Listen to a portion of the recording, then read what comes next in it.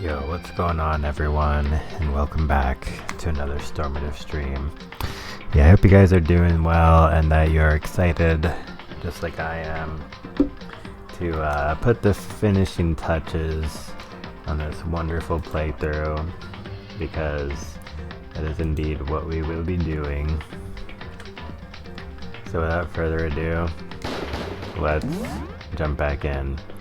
So yeah, we were right at the very end of chapter 5. I think it was the very last moment of 5, start of 6. So yeah, let's yeah, I still don't know. I guess I should 100% it, but then again, maybe I'll probably play through this game again someday. I can 100% it then. Yeah, I think I'm kind of thinking more along those lines.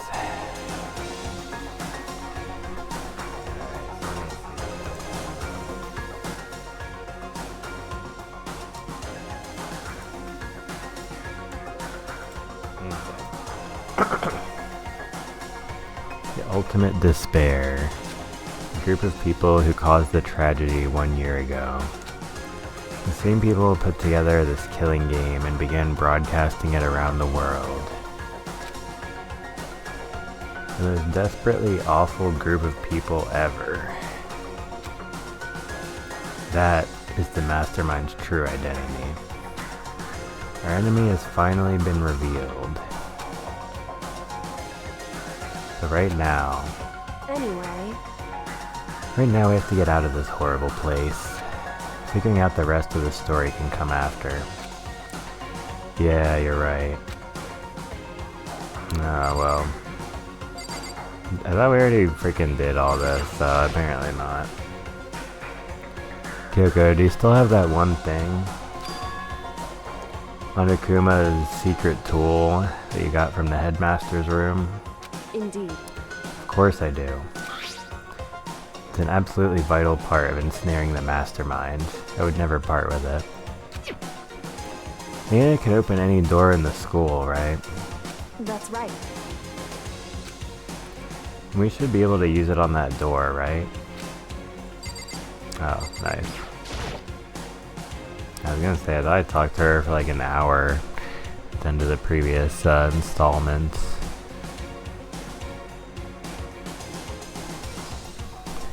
Hey Kyoko, we can use that key of yours to open this door, right? It's true. Let's find out. Kyoko took out the key with the Monokuma design on it and slid it into the keyhole. And then... yes, it opened. Indeed. And now we can get out of here. Let's go. Sounds good. Quickly opened the door and made our escape from the garbage pit. Finally. We were finally free.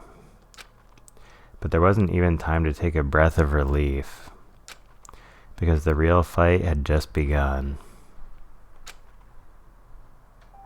Oh shit. Ultimate pain, ultimate suffering, ultimate despair, ultimate execution, ultimate death. Wow, I take it that this chapter will be quite the thrill then.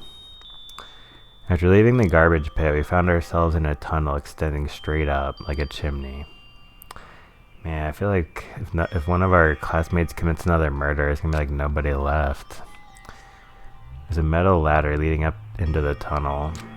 We started climbing the ladder. Oh, hey, that's what I made the title about. Yeah, climbing the ladder. We started climbing the ladder, intent on reaching the surface.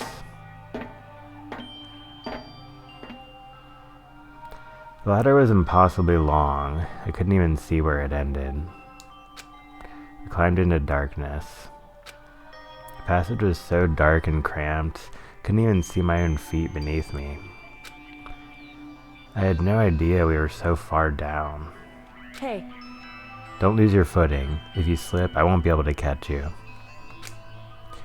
Yeah, I'll be careful. Now you said that, I'm getting kind of nervous. Yeah, my hands are sweating. I need to use my signature blue and white hand sweat towel thingy. Oh yeah, even though I'm not on camera. Oh well. Still part of the tradition, just like wearing the heart glasses. Maybe talking will help keep my mind off it. I forgot about the little, looks like a comic book, like, portrait box. I would, like, usually it's a message box, a text box, but this is like a portrait box. So Kyoko, there's something I wanted to ask you. You said you're the ultimate detective, right? So how long have you been doing detective work? How long? So... Ever since I can remember. I come from a long line of detectives. Detective work is in my blood. There was a time when being a detective was considered a sacred duty. My family's always seen it that way. Then, is your family famous? Wrong. Quite the opposite, actually. Even among actual detectives, many people haven't heard of us. Huh? I mean, oh. But how come? It's like your family tradition, right? So, Right. because we take pride in it. Pride? Indeed. Detective is neither light nor shadow. We represent neither justice nor evil. That is how we can uncover the absolute truth. We stand neutral in all things, and to do that, we have to stand separate from the rest of society. Which is why we've made a conscious effort to conceal our existence. A conscious effort? It's true. It's kind of old-fashioned, and I can't say it's entirely rational. But it's our family creed, and we do what we must to protect it. Because, like I said, it's our source of pride. Pride. So that explains... Before I came here... Wait, am I reading this right? Before I came here, Wen was looking up info about the school online. I never saw anything about her. There's supposed to be another eye there, shouldn't it? Like when I was looking up. Surprised. I mean, I might just be misreading it. I'm not totally sure. I'm not calling them out, but I could just be misreading it, misunderstanding. Before I came here, Wen was looking up info about the school online. I don't know. Whatever. Because she hid herself on purpose to protect the pride of her family. However... And yet, I gave up some of that pride. Oh. In order to enter Hope's Peak, I had to reveal myself to the school. I did it knowing it was something a true Kirigiri detective would never do. But the reason you gave up that pride, the reason you would go so far to enter Hope's Peak, it was because that's how much you wanted to reconnect with your dad, right? There's no shame in that. What? Reconnect? I had absolutely no desire to reconnect with my father. Aw. But you'd be reuniting after all those years, right? You would have had so much to talk about. Wrong. There's nothing I want to talk to my father about. However... There is something I want to say to him, though. What? No matter what it takes, I have to find him and tell him face to face. What is it? So... I want to sever all ties with him. Sever? The last time I saw him, I was still very young. So I don't remember myself, but apparently he was extremely intelligent. He was in line to become the next head of the Kirigiri family. He was talented, he had a promising future. However... But he had no interest in detective work, so he cut himself off from the family. Not long after that, my mother died, and he simply ran away. He went to my grandfather, and they had a huge argument. As young as I was, He left me behind. I'm sure there was a reason for that. Wow, that's seriously a response, bro. Like,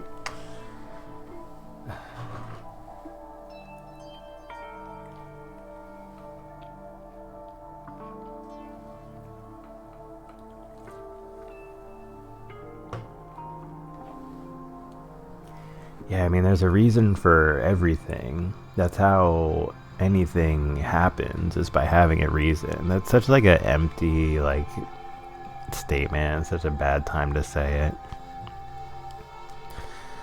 Whatever. I'm sure there was a reason for that. I'm sure your dad wanted to take you with him. Like, it just seems presumptuous. They do a really good job at making Makoto avoid a lot of the pitfalls that men fall into, and typically, in my experience, young men will fall into pitfalls such as saying these empty statements or being presumptuous at a very young age. So, somewhat of realistic depiction. And, I mean, at least it's better near the end than the start, I suppose, right? Right. If that's true, then I need to thank him. Thank him for leaving me. Because unlike him, I take pride in the work I do. I take pride in my family name. So every last part of me is happy he didn't take me with him. If I'd gone with him, I never would have had the chance to become a detective. I was above Kyoko on the ladder, so I wasn't able to see her expression. So I couldn't tell. I couldn't see how she looked when she said that, what she might have been feeling. All I could tell was that compared to her usual self, she was more talkative and more emotional. I don't blame him, you know. He had his own life to live. That's what anyone in my position might say, right? But it's not true. However... But there's one thing that I can never forgive. Really? So... The way everyone else looked at me. I was never sad about being left behind. Like I said, I think it was a good thing. However... But when the rest of my family looked at me, they saw something different. They only saw me as the little girl that was abandoned by her father. That's how they see me even to this day. His shadow has been following me my entire life. I'm sick of it. I need him out of my life. I need to step out of his shadow. Correct. That's why I have to find him and tell him we're no longer family. In order to settle the past, in order to remove him from my life forever. I have no doubt he forgot about me years ago. But your family, to just cut him out like that. Wrong. Our only connection is through blood, nothing more. Are we connected by heart and soul? No. Hey. Is blood really enough to call someone family? Only connected by blood, not by heart or soul. I was so shocked to hear her say something like that, didn't know how to respond. So instead, I said nothing. Yeah, it's probably a good note to end on. Just kept climbing the ladder in complete silence. And after I don't know how long, I finally reached the top.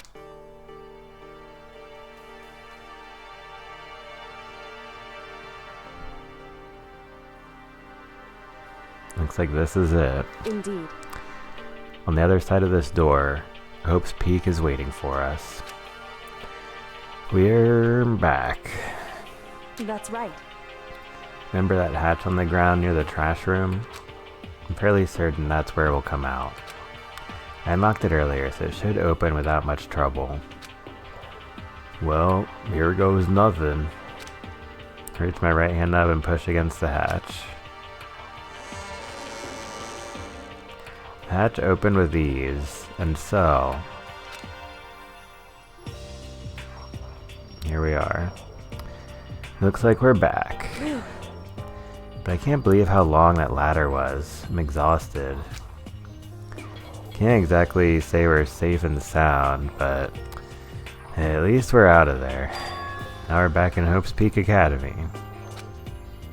Kyoko, thank you. I never would have gotten out of there without you.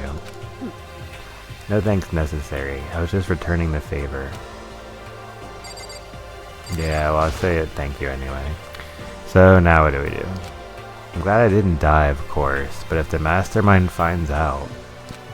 and I'm worried about you, too. You helped me, so they might... Listen. You're worried? Yeah, of course. So then... then let's just get a concrete answer. Oh. in other words... Let's ask Monokuma if there's a problem with you escaping. Wait, that's... However... if we try to hide, it's only a matter of time till we're found out. It's not like we can run away. As she said that, she pointed at the nearby surveillance camera. So you're saying rather than stressing out over getting caught, we should just give up now? Don't worry. What you think is going to happen isn't. Because the mastermind is the one that's ensnared. The mastermind is ensnared. You said something like that before. What does it mean? So... the mastermind stood exposed during the investigation into Mukuro's death. There was a moment when the mastermind let their guard down. There was? Right. If we can talk to Monokuma, we can confirm it. It'll be better for us if we go to him directly before he tracks us down. That should help with our negotiations. Yo, what's up, Carmen San Diego 917? Yo, welcome back to the stream. Hope you're doing well. I hope you'll enjoy to see this chapter 6 unfold. Yeah, we're just at the start of chapter 6, by the way, and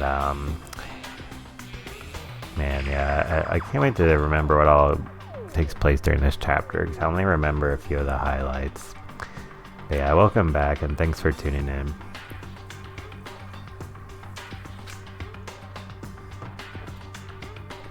I'm still a little, super uneasy about this. But we don't really have a choice, do we?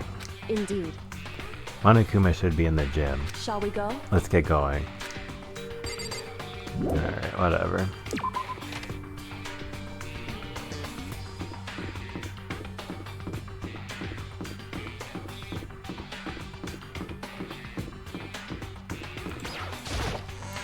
Yeah, I still remember the fast travel thing I was doing before, but it's like, if we're going somewhere on the same floor, might as well just walk over there. Do a little bit more, I was gonna say Danganronpa walking, and I meant to say jank. Oops. I was considering misspeaking, but then I didn't, and then I addressed it. Oh man, well who cares, whatever. It's more Danganronpa walking. Well now.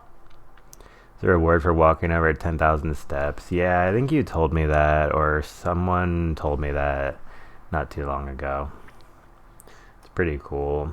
I wonder how many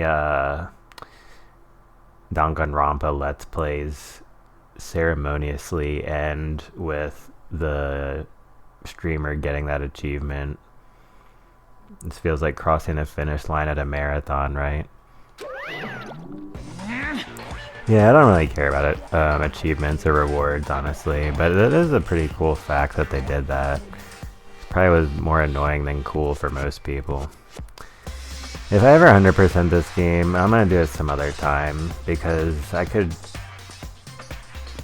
I'm playing this through Steam, and I could be playing this game through the PSP and getting retro achievements. In that case, I would want to 100% it. And yeah, I'll want to have Danganronpa on my freaking retro achievements homepage. Oh wait, okay, anyway. Yeah, alright. So what are we talking about? Hey. You collecting all the Monokuma dolls? Nah, I'm afraid not. Not during this playthrough. Kyoko, I don't mind so much. I don't believe But it! Makoto's supposed to be dead. What's he doing here? It's exactly how I thought he'd react. Are we really gonna be okay? You were supposed to be punished. Did Kyoko help you? What? So what if I did? What will you do? If the guilty party is exposed during the class trial, they alone will be executed. It's unfortunate, but that is the rule. So now I gotta punish you again. And this time I won't leave anything to chance. Do it the old-fashioned way.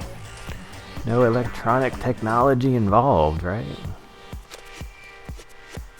Kyoko, Right. do whatever you feel you have to. Do you think Kyoko is just like crying out for mommy like before you freaking get your head chopped off or some shit? So yeah, she's just like, yep, do what you must, you know. I brought him back from the dead even though he was executed. Do whatever you feel you have to. What? However, But before you do, let me just say one thing. Oh man, there's a lot riding on this. no. If you execute Makoto, that means you lose. Not that that matters to you, right? Oh. I lose? Hey! You, explain yourself. What do you mean by that? Because Well, you set up this latest class trial for yourself, right? I was getting in your way, so you wanted an excuse to kill me. in other words, I was supposed to be chosen as the black end and then executed, right? Hey, what are you talking about? however, But when Makoto chose to overlook my lie, your plan came crashing down. The results of the trial weren't at all what you were expecting. Because you never imagined that in that position, one person would protect another like that. right. In response to that unexpected development, Indeed. you reacted by proclaiming Makoto the black end and trying to execute him. You made the choice out of desperation. No, more than that. You must have realized that Makoto, who refused to be manipulated, was a threat to you as well. However, But then there was another unexpected development waiting for you. An entity that would throw a wrench, so to speak, in your precious execution machinery. Alter ego. You never imagined the possibility of a being that could come to our aid even after you'd killed it. am I wrong? Now, here's the absolute truth. Makoto didn't kill Makuro. You did. Listen to me. So executing Makoto for it would surely be a violation of your rules, which I know you love so much. If the Blacken is exposed, they alone will be executed. That's what you told us, right? And that means I lose. You talk a big game. You're saying the Blacken is me and not Makoto? Well? And you can prove this, right? Well, No, I can't. Don't just say it like that. What is this, a comedy routine? To make such bold claims without a shred of evidence. that doesn't matter. I don't have any right now, but with a little more time I guarantee I'll find some. That's right. Because no matter how deeply you try to bury it, there's only ever one absolute truth. Now you're trying to talk like some kind of famous detective type. Because If Makoto really was the killer, he never would have come to you willingly like this. He would have feared for his life, feared another execution. He would have tried to run and hide. He would have been gripped by the despair you so love to inspire. Wait, what?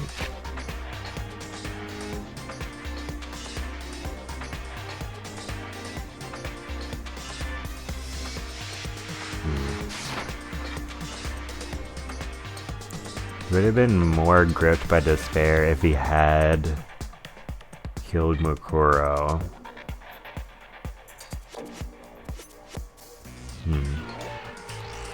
Yeah, that's a really good line. However, But here we are, confronting you with nothing but hope in our hearts. What the heck? And that's supposed to be enough to convince me in the absence of evidence? indeed. It's not you I'm trying to convince. Hey, If you were to execute Makoto now, everyone out there watching this would be extremely displeased. Oh, indeed. come on, don't tell me you already freaking forgot Makoto. Imagine what everyone out there would think if you killed Makoto. They would assume that you killed him because what we said is exactly right. Oh yeah, so that's what she was thinking. Yeah, using the fact that this is being broadcasted on televisions across the world against the mastermind. Cinema. Listen to me. Despair can never kill hope. Hey, Of course, you can say we're just making this all up. You're welcome to prove us wrong. No, you have no choice but to prove it. Because if you kill Makoto without proving your own innocence, you'll be accepting your own defeat.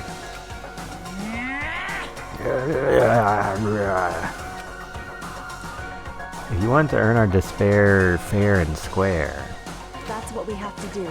then I suggest you take my advice. So, what is this advice of yours? It's true. To do Makuro's trial over again. Only this time, you follow the school regulations to ensure a fair trial. It's time for one last showdown. One final battle between hope and despair. Oh, I'm glad she freaking read it that time. I didn't have to try to say that. Some freaking heavy lifting, I guess.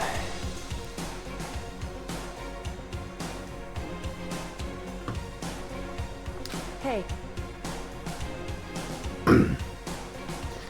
Well, that would make for a proper climax, wouldn't you say? A fair trial. One last showdown. In other words, this would be our chance to expose the true identity of Makuro's killer. The mastermind themselves. But what reason would the mastermind have to accept the challenge? They'll probably just execute me without another word.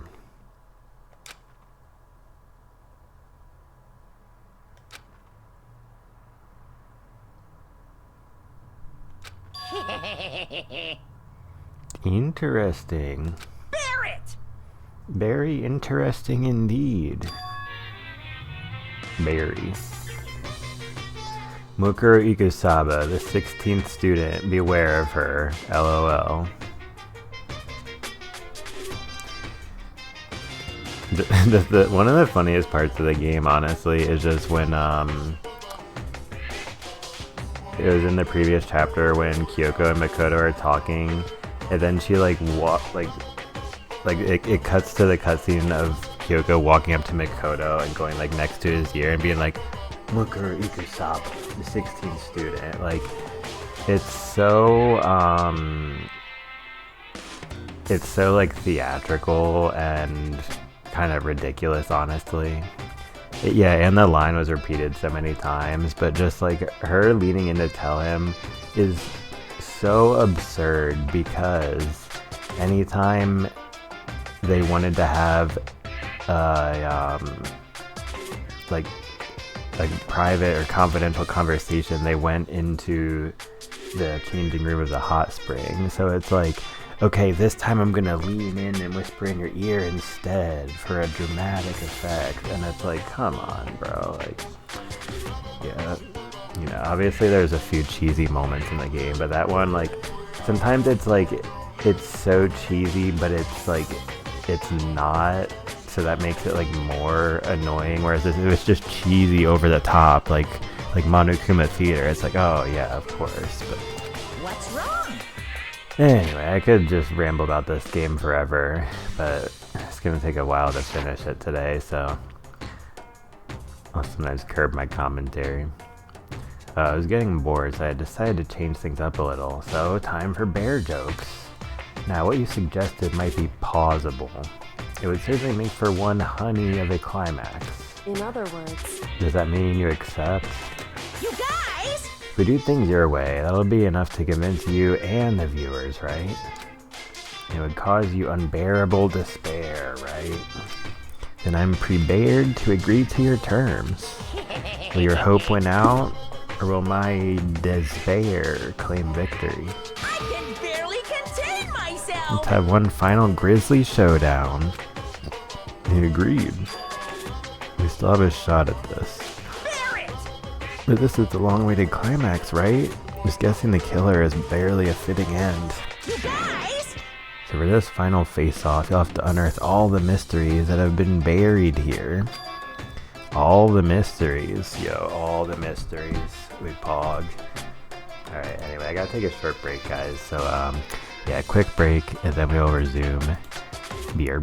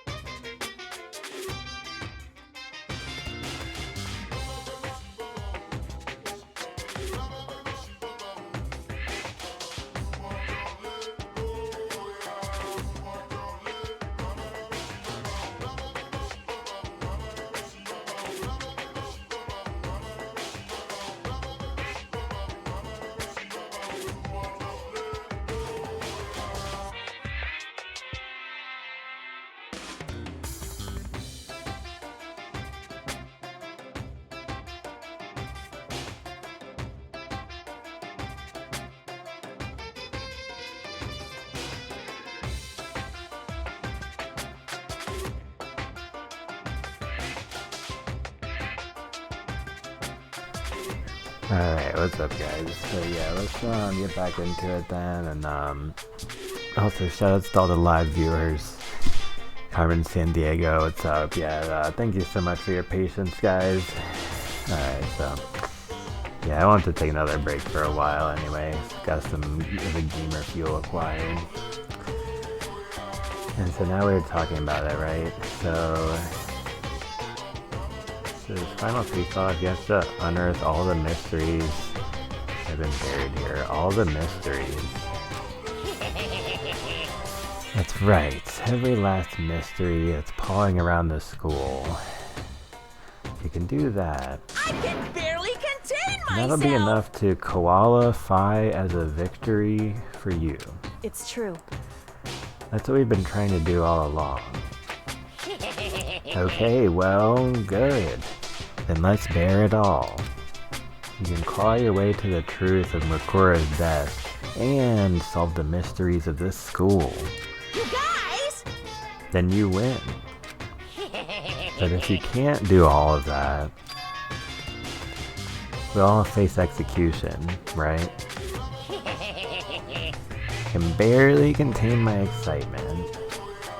When you learn the whole truth, what kind of despair will you show me? We're as excited as you are, I'm sure. Listen to me. When we've uncovered every last truth, how will the ultimate despair reveal their own despair? I honestly can't believe how this has all turned out. Hey, But before we get started, I want to clarify one more thing. Do you remember the rule? When one student kills another, that's when a class trial is held. What's wrong? I remember that, for sure. So what? hey, Just want to confirm that is what you said, right? And it's a true statement? And I'm just confirming OBS. Yeah, I can turn down the game audio a tiny bit more. Okay. You don't have to be so suspicious. I've said it before, but it bears repeating. Everything is based on the school regulations. And having a trial for Makuro is no exception to that. Oh. Makuro's trial is no exception. Then it's part of the regulations? Which would have to mean that whoever killed Makuro. It's a very polarizing approach, I know, but okay, enough puns. Anyway, here's a hint. I'm sure I told you this already, but this killing game began with 16 participants, all of them high school students. The only people to take a single step in Hope's Peak since the killing game began are those 16 students. What? listen. Are you telling the truth?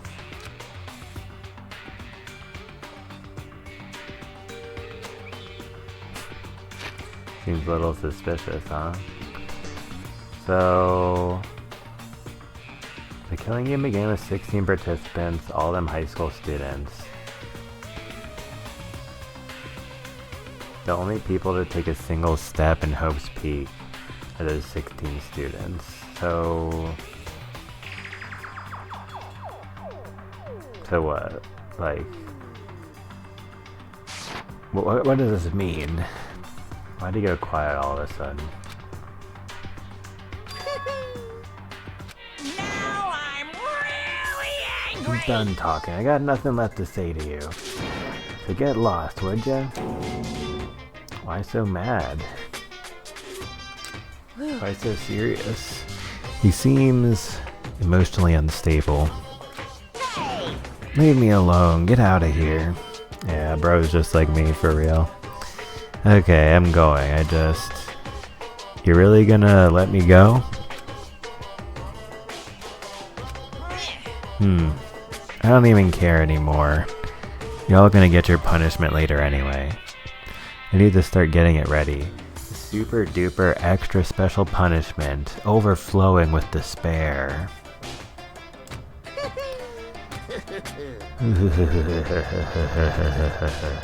Hey, Come on, Makoto, let's go. Okay. Alright, whatever.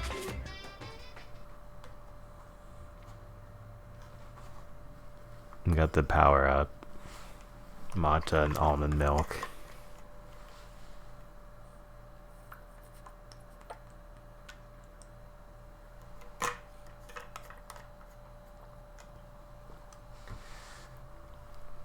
Monokuma's unstable laughter seemed to cling to us as we walked away. And just like that, we were out of the gym.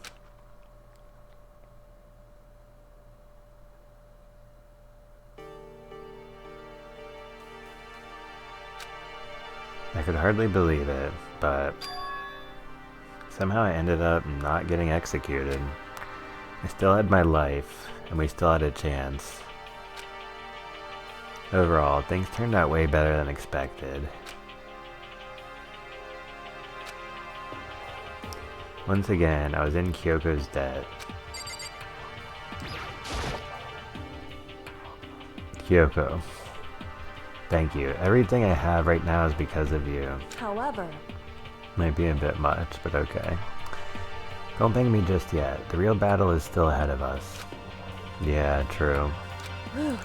But still, I'm glad it worked out. I wasn't sure if the enemy would accept my proposal. But honestly, why would the mastermind agree to that? I mean, they don't stand to gain anything from a final showdown, do they? so They had no choice but to accept. Aw. How many times do we freaking say ha in this game, bro? because All because of that one moment that the mastermind let down their guard, like I said. So when was it that the mastermind let down their guard? Or wait, when was it that the mastermind let their guard down? There we go. so I wasn't there to hear it myself, but do you remember what the mastermind said? They said they had hijacked the airwaves to broadcast our school life to the outside world, right? Yeah, definitely said that. listen. What did you think when you heard that? Pretty hard to believe, right? Well, I mean, the idea of actually taking over the airwaves seems so unbelievable. Indeed. You don't exactly read about something like that happening very often, so it's hard to imagine. In other words, that kind of thing is extremely difficult to pull off. However, And yet somehow, the mastermind was able to do it. in other words, But think of it another way. There must have been some reason they had to do something that difficult. A reason. so They had to show the world something, no matter the cost. Us killing each other. They wanted to show the world? it would seem The mastermind has been very adamant about not killing us directly, but forcing us to kill each other. And all their rules and regulations were designed to encourage that. Yeah, that makes sense. If those stupid regulations didn't exist, nobody would have killed anybody. in other words, So the mastermind's ultimate goal was to make us kill each other and show that off to the world. But why? correct. To prove a point, most likely.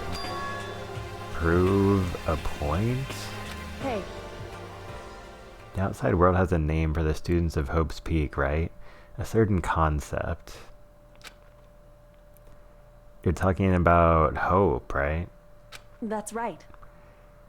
And for those of us who represent hope to kill each other and sink into despair. The mastermind wants the world to see that, to try and prove that despair is better than hope. That's their goal, as the ultimate despair. What? They want to prove that despair is better than hope? But that's ridiculous. It's true. You're right. It is ridiculous, completely irrational. It's the kind of thing that nobody but those who call themselves the ultimate despair would devise. That group whose only purpose and motivation comes from despair. But is that really their only reason for making the rest of us suffer? Makoto, I know how angry it must make you, and yet, That same motivation is what led to the mastermind revealing their weakness. What? In other words, Because their goal is to broadcast this killing game to the world. The mastermind has had to be more particular than is reasonable about their own regulations. If the mastermind simply ignored their rules, this wouldn't have been a game, but a one-sided slaughter. at the very least, At least, that's how those who are watching this would have seen it. Man, who the heck is those who are watching this, am I right, guys? And that's why the mastermind couldn't kill any of us themselves? indeed. That is precisely the reason. No matter how much they may hate what I'm doing, I haven't violated a single one of their regulations. Junko broke the rules, so she was punished, but in my case, they couldn't lay a finger on me. Right. So instead, they tried to use the class trial, following all their proper rules, to get me killed. They began a trial that didn't have a right answer, then they made me out to be the killer. But even that didn't work. It's true. Yes, thanks to you. And due to that failure, the mastermind took yet another risk. They attempted to kill you instead, who also was not the killer. And when that fact was exposed on live TV to the entire outside world, Mastermind had to accept your suggestion Indeed. to prove to the world that despair is better than hope. They have to defeat us in perfect form. In other words, It would only do the mastermind harm to have it shown that they'd violated their own regulations. But all of that was a hunch, right? And you were still able to get the mastermind to accept your challenge? however, Well, it's only thanks to you that we got that chance. Because you believed in me, another path opened up. Still, I can't believe how much of the mastermind's thoughts and plans you were able to figure out. I didn't have the slightest clue. wrong. In the end, though, I couldn't prove any of it. It was just my reasoning. Essentially, I was making a bet. Whew. But it looks like I got it right. This time, at least, I won the bet. She let out a quick sigh. I took it as a small sign of relief. To be honest, I haven't been that nervous in a long time. I totally couldn't tell you were nervous at all. You seemed totally confident from the moment we decided to go talk to him. Well, presenting a strong demeanor is a fundamental part of negotiation and persuasion, wouldn't you say? Plus, if I'd showed my uneasiness, that would have just made you that much more uneasy. Yeah, you're probably right. How pathetic. However, Anyway, we can't relax just yet. All we've done is earn another chance to fight. We have to win this time. correct. For everything we've gone through will have been for nothing. Yeah, you're right. If we can't defeat the mastermind, it'll cost us our lives. There's no option except to win. Hey, But before we begin the final battle, we have to tell the others what's going on. True, but now we know who our real enemy is. All I have to do now is work together with everyone to destroy the mastermind. Work together with everyone. however, Is that really possible? Aw. anyway, Right now we have to go find the others. shall we go? They're probably in the dorms somewhere. Shall we go? Anyway, Yeah, let's go. So I guess I will see where they are on the map.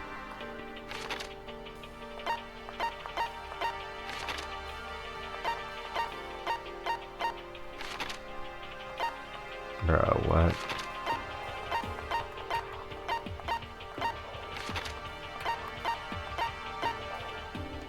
I think I would definitely like be in the dining hall. Oops.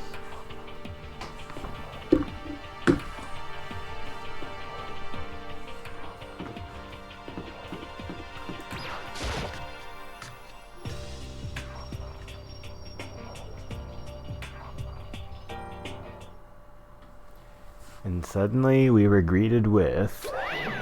Oh, wow. What?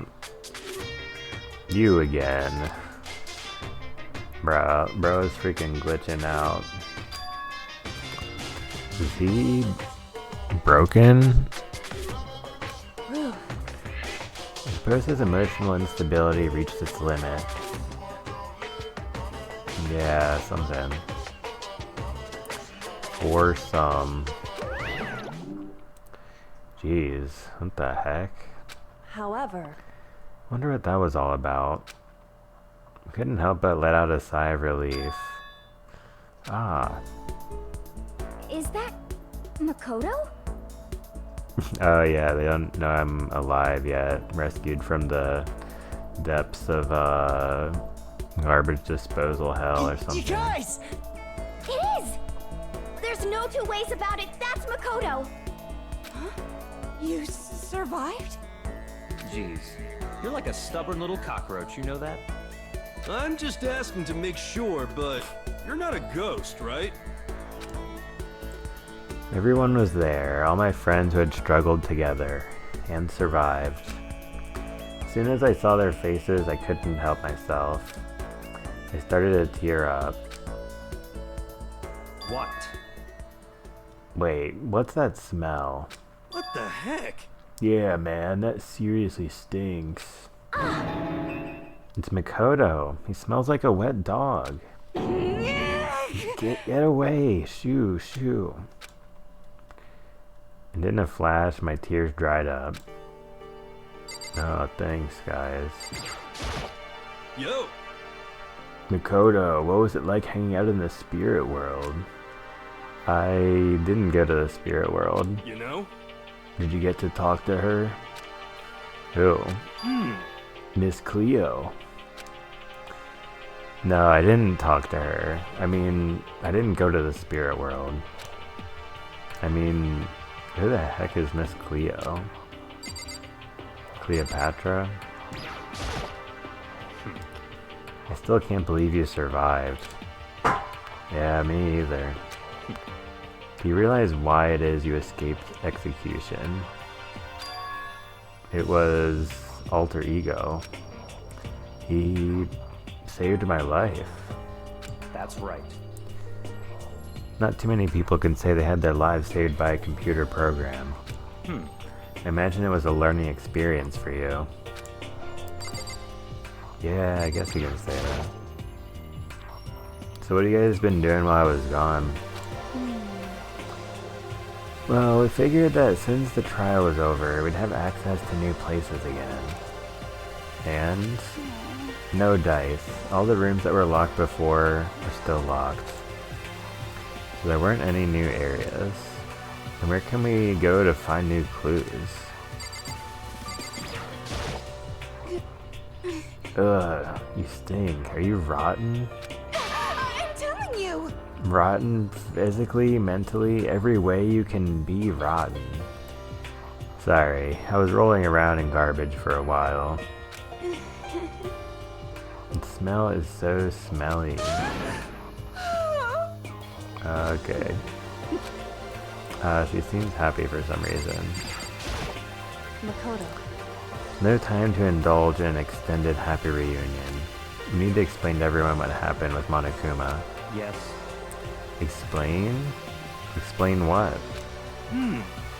So is it okay that you're here? What if the mastermind catches you? It's true.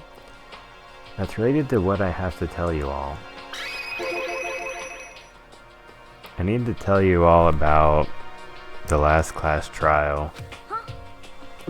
Last class trial? In other words, We're going to redo Mukuro's trial. Huh? What? Seriously? How about that? What's the point of redoing it? Makoto killed her, right? Right, bro? No, I didn't do it, like I keep telling you. wrong. Makoto isn't a killer. And of course it's not me or any of you. Then who is it? I see. What she's saying is, it was all the work of the mastermind. What? You're saying the mastermind killed Mukuro? That's right. It was all an elaborate trap contrived by the mastermind. Makoto spotted the trap in time and did what he had to stop it. However, This decision meant that he would be the one to die. What did you say? You spotted the trap, did you, Makoto? Make it sound like it was easy. I just, you know. however, But executing Makoto, who wasn't the Blackened, is a clear violation of the school regulations. The rules state that only the Blackened is to be executed. The mastermind broke their own rules. Which is why I went and negotiated with them to have the trial one more time. Huh? And the mastermind agreed? Does that mean they really did break the rules? They had no choice but to agree. You used the TV broadcast to gain the leverage you needed, didn't you? correct. Very observant of you. Naturally. I recall what you said at the end of the last trial. When you said, now it's the mastermind that's ensnared. That's what you were referring to. Don't be mean!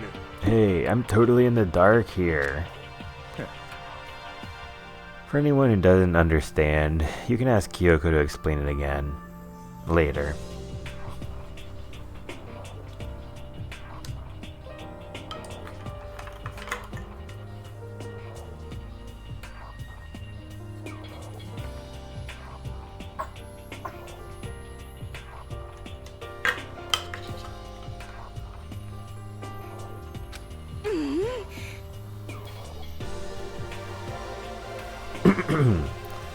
So, knowing all of this, what do we do now? About that. It's about who killed Mukuro, right? So our job is to expose the mastermind? But there's more to it than that, correct? Yeah. For us to win this time, we have to solve every last mystery surrounding the school. Every last mystery? But We've been looking around all this time and we still don't know anything, right? Anyway, You've probably guessed already, but if we lose this time, everyone dies. Oh no! Everyone? I hate you. Hey, who said you could agree to those terms without talking to the rest of us? Fine with things the way they are. I'm fine living here forever with Master. I, meanwhile, want to get out of here as soon as humanly possible. anyway, At this point, the only way for us to survive is to unravel the truth. Interesting. In other words, one decisive final battle. A rather interesting development, I'd say. But Figuring out who the mastermind is, and how they killed Mukuro, and all the school's mysteries. It's a pretty tall friggin' order. Maybe, but this time the trial is different. We know who our enemy is now. So if we work together and search as hard as we can, I'm sure we'll solve all those mysteries. Yeah, let's do it, chat. I'm not so sure about that. Oh. I Can't agree with the idea of working together with everyone. About to fly solo. You can't agree? Why not? I mean, working together with everyone seems like the most obvious way to solve all the mysteries. indeed.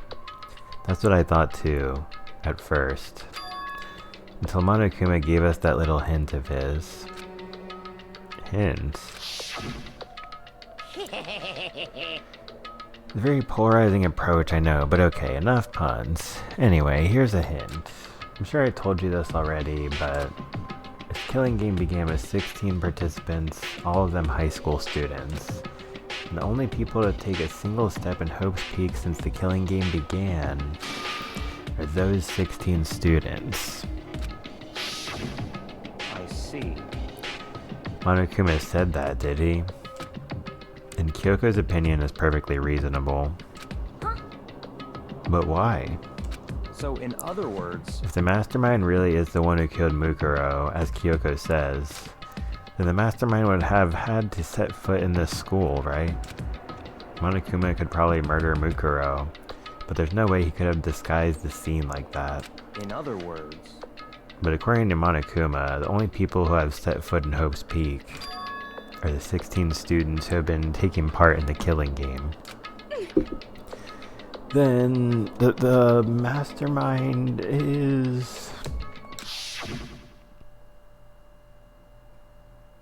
There were 15 of us in the main hall at the very beginning. Added Mukuro, and you get 16. So the mastermind would have to be one of them? that's right. And of those 16 people we started out with, the only ones still alive are the people standing right here. Need I continue, or do you get it now?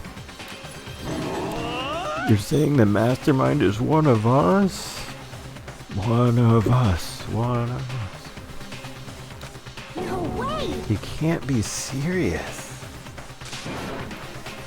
Wait, we can't say for sure that's true yet. Monokuma might have just said all that to confuse us. Indeed. It's certainly a possibility, but only one among many. Oh, okay. It's certainly a possibility, but only one among many. The mastermind being one of us is also a possibility. And that is one possibility we can't ignore. Yeah, I mean, they're an ultimate, right? The ultimate despair. So they must be a high schooler. Can't say it's not possible. But if one of us was the mastermind, they'd have to be controlling Monokuma somehow, right? But did you ever see anyone acting suspicious anytime Monokuma was active? Well, Maybe they snuck off and controlled him in secret. but I don't care how sneaky you are, I would have noticed someone sneaking off that many times. I'm right, right? Maybe Monokuma was on autopilot. Maybe they loaded up the dialogue and actions beforehand. In that case, there's no way he could have had all those back and forth conversations with us. Well, it wouldn't be entirely impossible if they directed the flow of the conversation. Well, maybe. But still.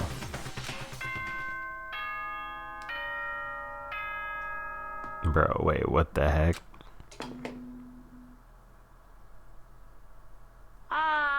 This is a school announcement. You've all probably figured this out by now, but at this point, the killing game has now entered true ending mode. Oh shit, what the heck, dude? So, in the name of fairness, I will unlock every room in the school. Oh wow. Look wherever you want. Solve the mystery in whatever way you see fit. Then we can all meet up at the class trial, okay? And then this one chatter who's possible ban evader monitoring is named Stunted Crust. Yeah, we're gonna go ahead and ban Stunted Crust, and now my chat looks kind of weird. Let me make sure that the on-screen chat is still working good and all that. Let's see here. Yeah, there we go. Yes, where were we?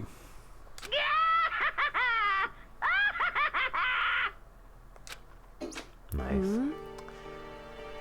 How very magnanimous of him to unlock all the rooms. That's fine. The time for talk is done. Now we need to begin our investigation. But I was planning on working alone from the beginning anyway. In the name of my family. At this point, I can rely only on myself, on the Togami blood flowing through my veins. I have no time to worry about the rest of you. Each of you must uphold your responsibility. Goodbye. Well then. After making his final statement, Byakuya left the dining hall.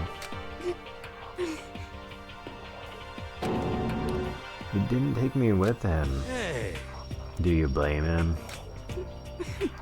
That, Master, the rest of you are like coffee with cream without the cream. Or coffee. Totally useless. So, bye. With that, Toko trudged out of the dining hall. And now she's gone. You're gonna go off by yourself, right, Kyoko? Indeed. That's right. Just leave Mikoto, Hina, and me. You know? In that case, I'm gonna go by myself too. Just a second. Wait, how come? How about that? Just wait and see. I'm gonna use my totally awesome spirit power to figure out the mastermind's identity. Laughing loudly, Hiro left the dining hall. Everyone's really gonna go off by themselves? What about you, Hina? I guess I'll do the same thing. But, I mean, it's not that I don't trust everyone, you know? But up till now, I haven't really been all that useful. I just depended on Sakura and everyone else. You're not useless. If you hadn't been here, I would have died. Mikoto. It's really nice of you to say. but, Still, I know I've mostly been totally useless. okay. So I figure, at least here at the end, maybe I can find something that'll help us all get out of here. So I'm gonna go off and do it all on my own. Okay, see you later. Hina was in surprisingly high spirits as she dashed out of the dining hall. And once again, it's just us two. Indeed. Alright, what's the move? So, you're gonna go off on your own too, right, Kyoko? However, Well, don't misunderstand. Just because we're going to do our searches separately doesn't mean we can't still work together. so That goes for all of us. I think I see what you mean. Doing our own investigating doesn't mean we can't work together in the end. You should just see it as us splitting up to cover more ground. And then we can get back together and share what we found. Yeah, that's right. so then, Well, I better get going. I have an endless list of things I need to check. correct. Monokuma said all the doors in the school had been unlocked, right? So we should be able to investigate every nook and cranny in the school. We can visit all the places we couldn't go before. Makoto. No matter what it takes, we have to uncover the truth. By any means necessary. With that, Kyoko was gone, leaving only me. I don't have time to waste either. I have to begin my search. Still can't believe the mastermind might be one of us. So that's what I have to prove. I'll prove that the mastermind isn't one of us. I'll expose the mastermind's true identity and solve the mystery of this school. And then we can all escape together. Yeah, let's go, dude. Guess I'll start by taking another look at Mukuro's Monokuma file. Due to the explosion, the victim's identity is unknown. They were, however, dead before the blast. The victim had been stabbed a single time with a knife, which went completely through the body.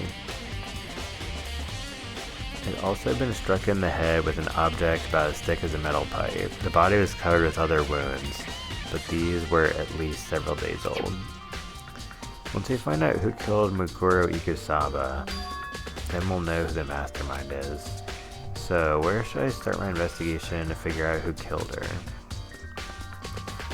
Guess I should start with the rooms that were locked up until now. The headmaster's room, the biolab, and the door in the data center with Monokuma's face on it. Oh, and the second floor of the dorms where the gate was down before. It should be open now, right? After that, I'll have to double check the areas that are connected to the murder. Which means the garden and the dojo. Okay, time to get started. Nice. Places to check. Alright, well, we got our work cut out for us or something.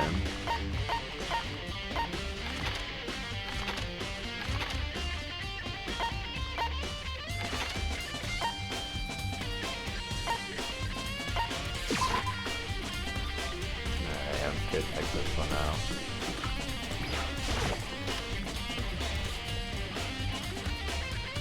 I want to see what's in the little Monokuma room. Hey, Makoto. Oh, Makoto, are you here to look around too? Is that what you're doing here? Yeah, I can't help but wonder about that Monokuma door. Yeah. So I figured, if all the doors in school had been unlocked, that one should be open too, right? But, Although, I couldn't bring myself to open it. Because it might explode, right? And that'd really suck. So, you open it. I'm sure she didn't mean it, but she made it sound like she was okay with me getting blown up. Whatever. Okay, so, I guess I'll open it. Oh, wait, let me take cover first. I don't want to get exploded. Nina raced over to a nearby desk and hid underneath it. Okay, go ahead. Everything will be okay, right? Alright, here goes nothing. Threw all my weight into it, but the door opened much easier than I expected.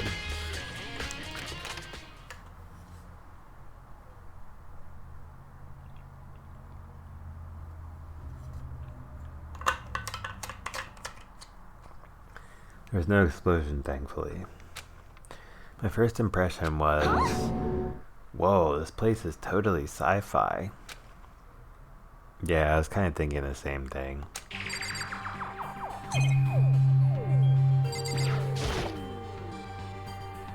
What is this device? Looks like some kind of control panel. It's really over the top though, like some kind of military installation or something. Yeah, it kind of looks like a mech cockpit, right? Ifumi'd probably freak out if he saw it. Cockpit? So the Monokuma room has a control panel that looks like some kind of cockpit. Then could that mean... Okay. Alright, let's start poking at it or whatever. I'm gonna start pushing buttons. Oh, hold on, you can't just or whatever, something like this. But it was too late. Hina was already jabbing away at the control panel. Huh? Did you hear that? Yeah, I think it came from the other room. Hina, what did you push? I'm not totally sure, but I think it was that one.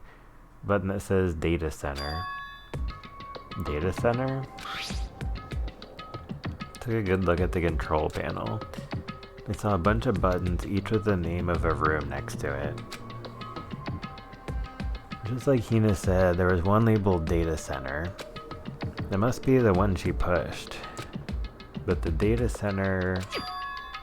that's right next door.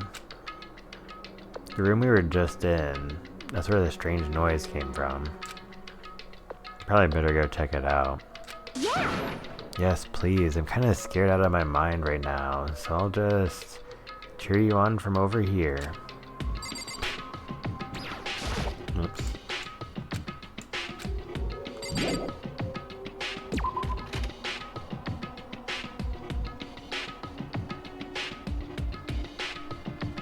Did I just hear what I think I heard? Is that Monokuma?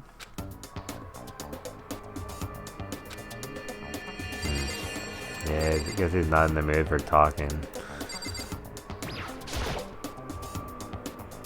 Hey.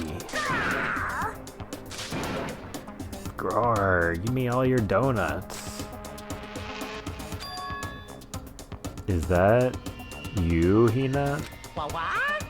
What? Aw, man, busted. How did you know? Anyway, what is this? Some kind of remote control camera kind of setup? You don't even know what you're controlling? Hello. Well, I mean, I can't really see anything from in here. Found it. Ah, guess what I found? A self-destruct button. Whatever you do, don't push it. Too bad. Aw, man. Were you seriously gonna push it? Anyway, I guess that settles it. The room with Monokuma drawing on it and the control panel inside. Yeah, I guess that's pretty much it, right? But the computer's all lined up.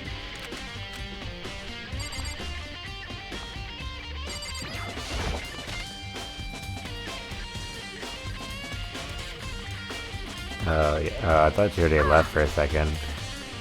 Whoa, hey Makoto, what the heck was that just now? Monokuma. Huh? What do you mean? Whatever you were controlling just now, it was Monokuma. Huh? Monokuma? What? For real? Yep, looks like that panel definitely controls Monokuma. Which means the mastermind has been controlling Monokuma from this room. Yeah, they were definitely in here. Mastermind has been controlling Monokuma from this room. This control room is totally separate from the data center area with all the monitors. In other words, Hey, maybe the Mastermind can't monitor us and control Monokuma at the same time. Keiko's theory was right. But The Mastermind's been controlling Monokuma from here. It means they've been inside the school this whole time, right? Guess that would have to be true. But if that is true... It's a very polarizing approach, I know, but okay, enough puns. Anyway, here's a hint. I should have told you this already, but this killing game began with 16 participants, all of them high school students. The only people to take a single step in Hope's Peak since the killing game began are those 16 students. And the mastermind, Monokuma's puppeteer, really is the 16th student? Oh, it can't be. It's no way, right? I don't know, it seems like Asahina knew how to control Monokuma. Kinda sus. What's wrong, Makoto? I don't like that face you're making. Oh, no, it's nothing. Oh, okay. What about you? Is everything okay? Oh, well, it's just... This is where the mastermind's been hiding, right? Who knows if they set up traps or something. Can't say it isn't possible, but I really hope it's not true. So, you want to leave soon? There's still lots of other places to check out. Yeah, good point. Can't waste all our time standing around here. Okay, you want to get going? Yeah.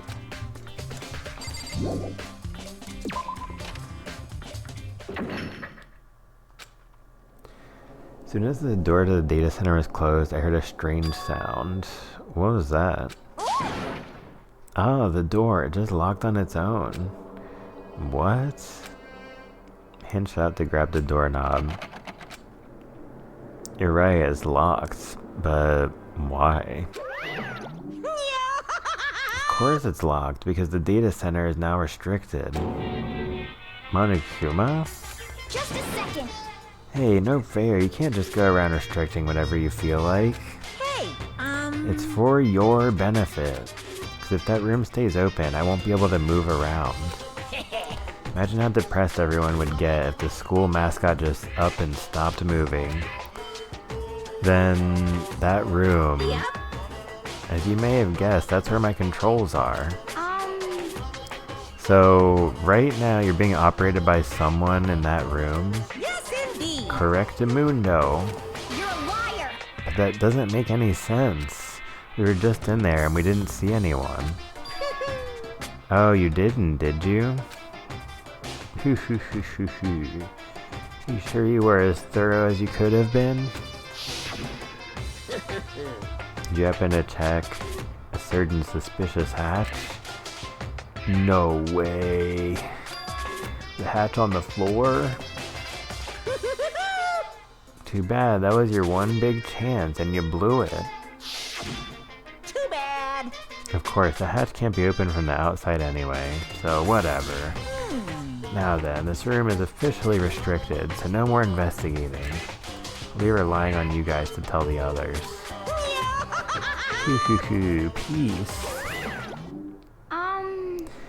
He's gone, but So, was he telling the truth? The mastermind was hiding in there?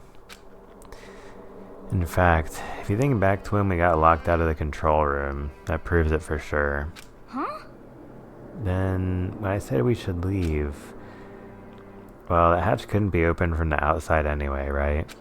So it's not your fault. Sorry. Okay. Anyway, we don't have to let it get to us. We have to stay positive and make the most of the time we have left. You're right. There's one thing I'm good at, it's keeping my body moving. Okay. I'm gonna go run around and tell everyone what we found here. Nice, you got me all motivated again. You got it. Okay, I'm out. See you later. You took off at a full sprint. I'll have to, and I have to do what I can too. It's the only way forward. Yeah, let's get this sprint. So, let's see, where else can we go? I think there was one of those places was on the second floor.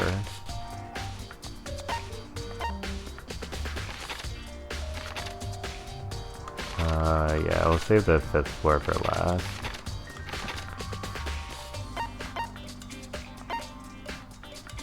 There wasn't anything there.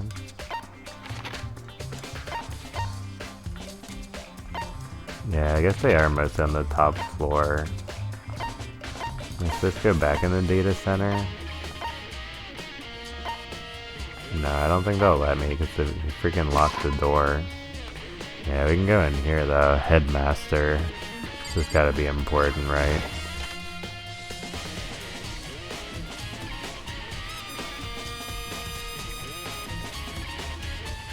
This is the headmaster's room. I've heard an awful lot about it. This will be my first time seeing it for myself. Oh, Makoto, it's you. Oh, Byakuya. Oh, it's you.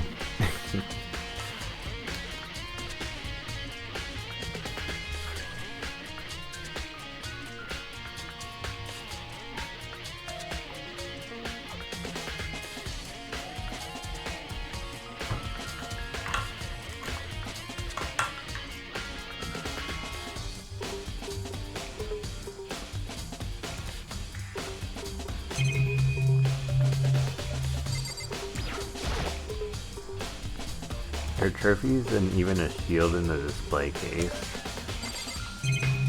Nice. Bro, Byakuya, you freaking made a mess in here. Documents scattered all over the floor.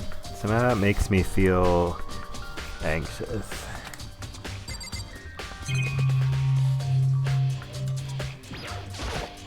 Come on. Hey, Makoto. Not possible. Are you ignoring me? Think I'll forgive that just because you're you? Such ignorance. When we get out of here, remember this moment. Okay, geez, what? What's the big deal? Well, you came to the right place this time. Would you like to see something interesting? What do you mean, something interesting? Take a look at this. It was on top of that pathetically ostentatious desk. Class number 78, Student Registry? Contains profiles for all of us and Mukuro. So, in other words... Apparently class number 78 refers to us. Wait, when we found Mukuro's profile in Kyoko's room... I see. That's right. It also mentioned class 78. Must be where Kyoko got that page. It's since the rest of our profiles are listed in there along with hers, In other words, there can be no doubt. Mikuro is a student here at Hope's Peak Academy, just like the rest of us. Mikuro Ikusaba, the 16th student. Must be how Kyoko learned about it. But it seems that Kyoko was in a hurry. Aw, what do you mean? Talking about when she stole it.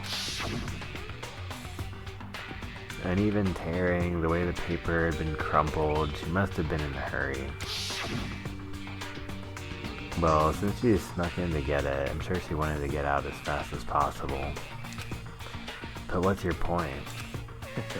She was in so much of a hurry that she only got the first page. The first page? Correct. Mikuro's profile actually contains 2 pages. What? so in other words, When it comes to this profile, there is more information about Mikuro that we still didn't have. What kind of information is it? Why do you ask me to explain every little thing? You can read, can't you? Seems to be some sort of detailed report put together by the headmaster himself. interesting. I don't know what kind of man he was, but I'm glad he left us such an interesting clue. Half listening to Byakuya as I skimmed through the report. Kuro reappeared suddenly, and in the background an entity floats, close but just out of reach. The entity known as the Ultimate Despair. Right now, I can't be sure if this is a single person or some kind of group. Whatever it is, Mikuro definitely has some sort of connection to it. I have a bad feeling about all this. I need to push forward with my research into the Ultimate Despair. I'm gonna need to pay attention to Mukuro's behavior too. It's just my gut feeling, but I think she's dangerous.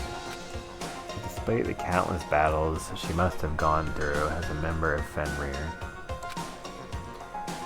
When she entered Hope's Peak, she didn't display any signs of battle wounds or scars. A fact alone proves her tremendous skill in battle. Nice. Yo, what's up, Carmen? San Diego back. Was talking to my family about Christmas plans. Nice, nice. Just need to do a few things. Name tags for the game. Setting up the garage. Wrapping up goodie bags. Nice. Yeah, it sounds like fun. I hope all your Christmas plans will go well, and the planning will go as well as the plans being actualized on these upcoming holidays. Oh yeah, and also happy holidays. Totally. Naturally. Happy holidays, Merry Christmas, Happy Hanukkah, Happy Kwanzaa. Happy almost New Year. Naturally, I want to believe in her. She's one of my students after all. So this was written like by the headmaster. If I decide she's a danger to the other students, I'll be forced to take all reasonable measures. Mukuro was a part of the Ultimate Despair. I don't think there can be any doubt about it now. But wouldn't that mean Mukuro and the Mastermind were allies?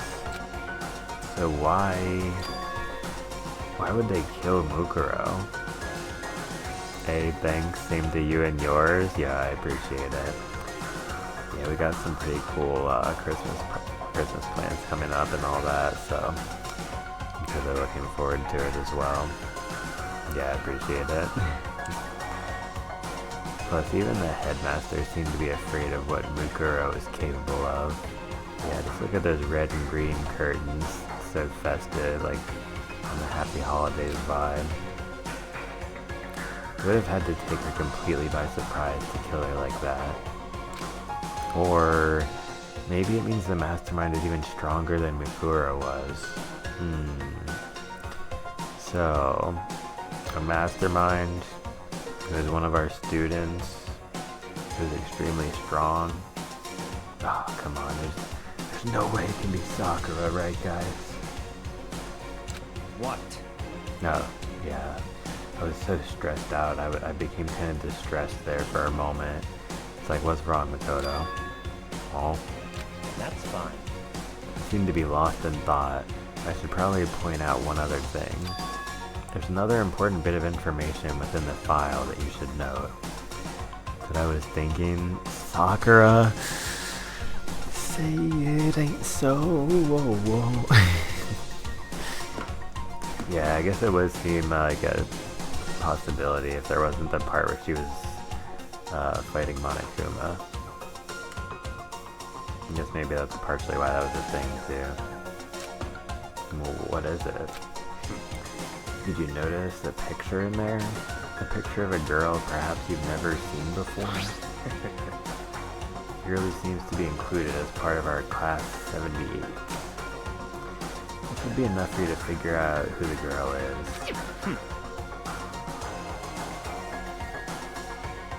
Further information about that girl is included in the file. Can't be Mondo? Why? He's not that strong, right? With all those motorcycle guys, like, all their strength just comes from their vehicle.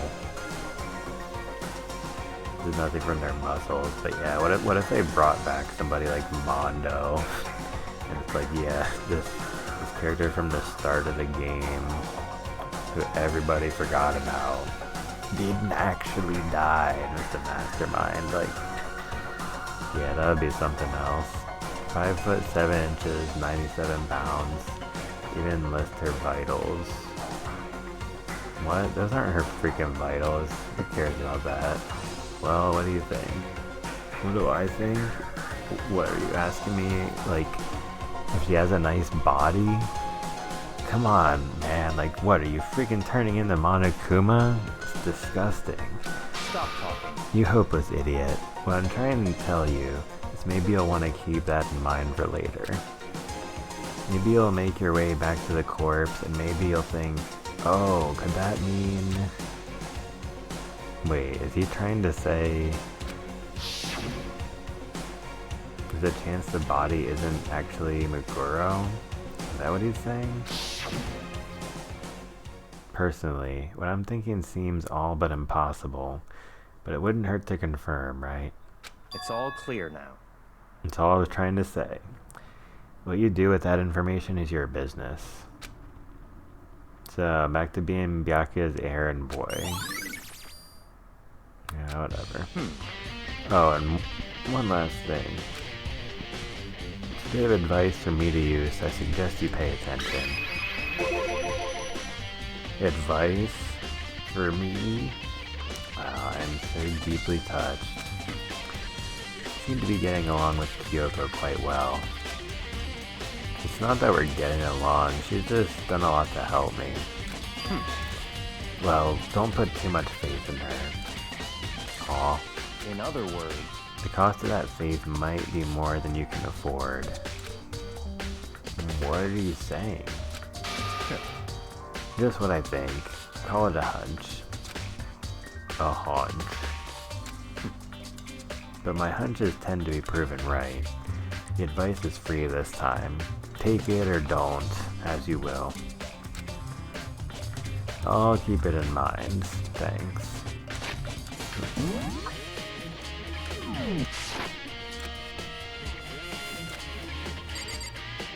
Alright, that's probably good.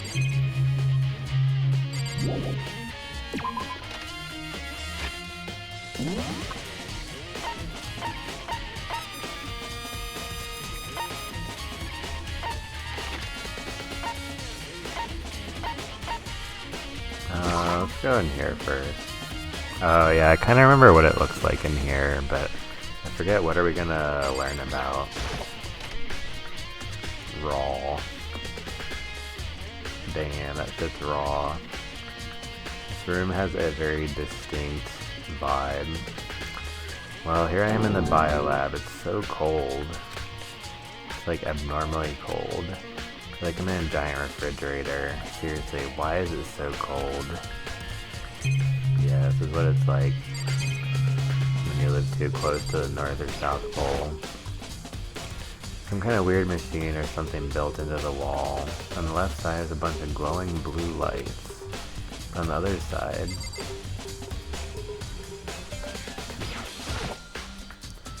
the stack of tarps here. Been seeing a lot of these things lately.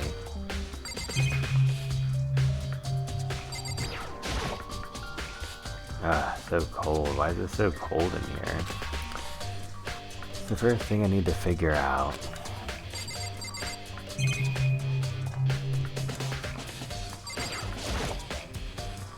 Surprised the surveillance camera can work with how cold it is in here. Icicles hanging from the monitor.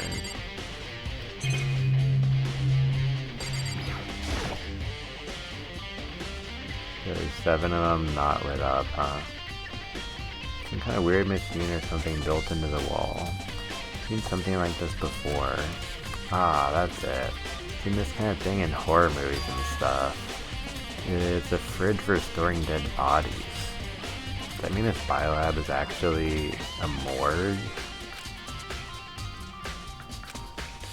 I should probably take a closer look around.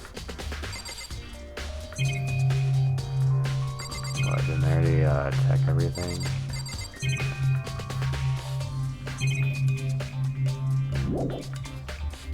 What the heck, bro?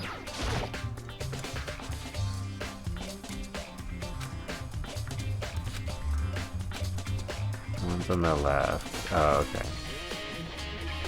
Wait, I thought that was the part I read already. So some kind of weird machine built into the wall. On the left side is a bunch of glowing blue lights. But only some of the lights are on, the ones on the left. The right hand lights are off. Okay.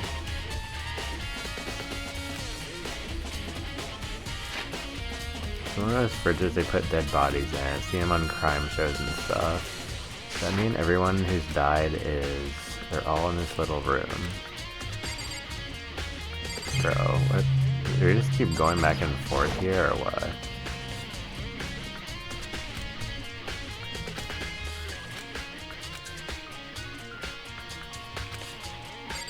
Okay.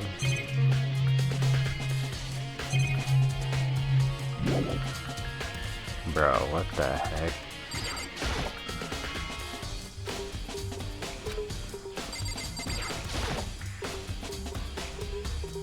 Oh, some kind of booklet here. Looks like an instruction manual. We offer an eco-friendly alternative to standard dry ice for all your cadaver needs. In addition to the germicidal lamps, we also provide an ozone generator for the removal of ethylene gas. Simply insert the cadaver and the blue light will let you know the automated systems have been activated. Temperature and humidity levels will be adjusted automatically for optimum settings. Star system, anyone can keep a body fresh as a daisy for as long as you need. In the unlikely event of a problem, the red light will activate and an alarm will sound immediately. Exterior is stainless steel and we do offer an optional leather upholstery upgrade package. This is the instruction manual for the fridge. Well, looking around, I think I get it. It seems clear to me now. It's some kind of makeshift morgue. About those lights by each slot. Looks like it's set up so when the slot is occupied, the blue light comes on, which would mean inside each slot lit up in blue. Another one of the victims is... Yeah, that was phrased really confusingly. I can't let my emotions take control right now. There's only one thing I can do for everyone who's died, and that's defeat the mastermind. To do that, I have to continue my investigation. Don't have any other option. I'm starting to remember, kind of, but like...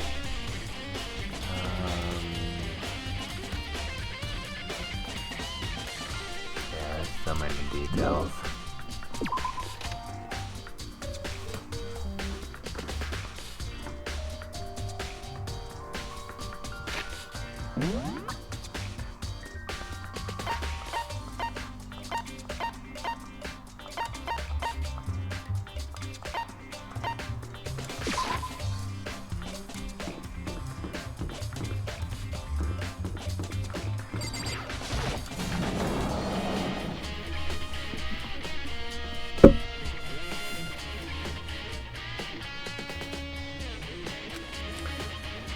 Oh, Toko, so this is where you were.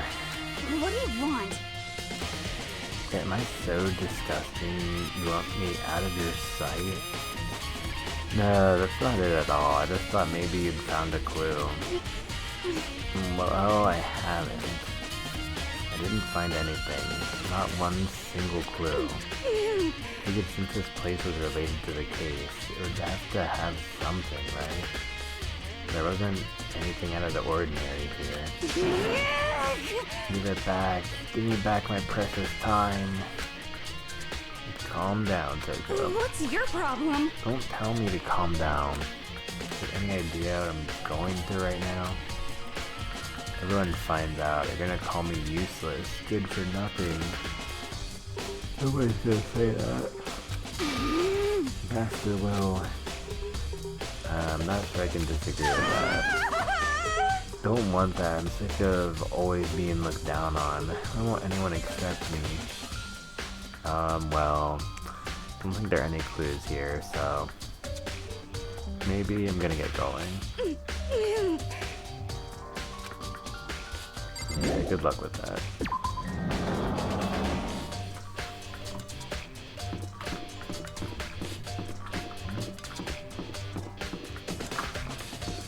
Oh dang, it's not even the right one.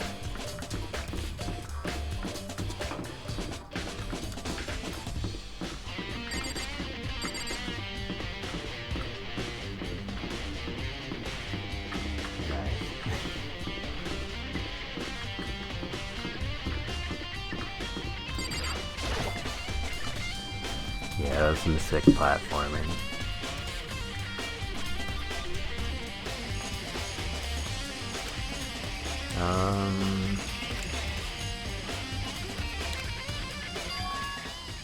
Huh?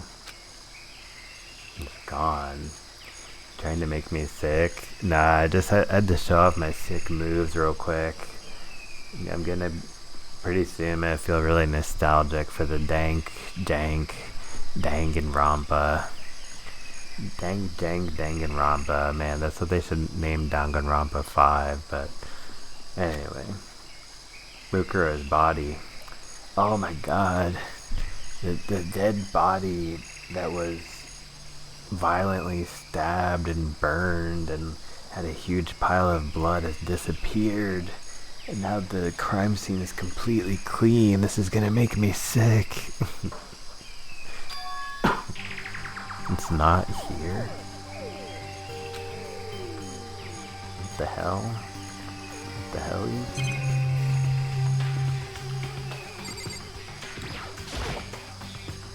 Maybe the body's inside the tool shed. Better check just to be sure. Man, that'd be creepy. Didn't find anything even close to a dead body. If it's not in here either, then it must be... Could it be in the biolab? The corpses aren't the only thing I need to check in here. There's one other thing. That tarp. Tarp played a key role in another case, so... better look into it.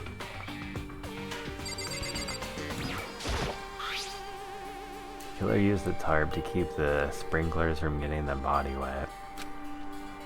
Which means the killer might have left some clue behind here. Aw. Didn't notice this before, but there's a small stamp on one corner of the tarp. It says Biolab. And this originally came from the Biolab?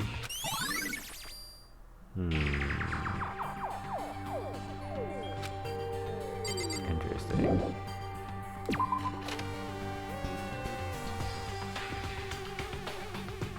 So somebody grabbed that tarp from the biolab before the biolab was ever even open, way back in chapter 5. Probably really need to check here. Okay, there's pretty much nowhere to go then, right? What the hell? What the hell? They went there too.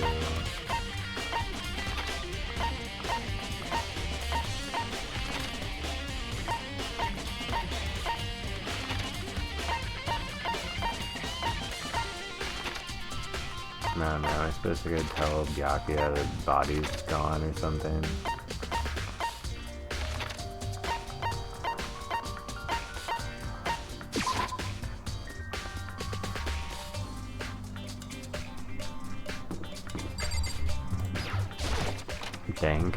Danganronpa. Yo, dead body's gone. Hey, Byakuya. I don't have time to play with you. I don't have time to waste on you right now. If you absolutely must talk, go do it at someone else. God, he's so blunt, it makes you feel hopeless. What, are you freaking on the despair team? Freaking asshole. Alright, fine. Well, if he doesn't want to listen, maybe all my dead friends will listen.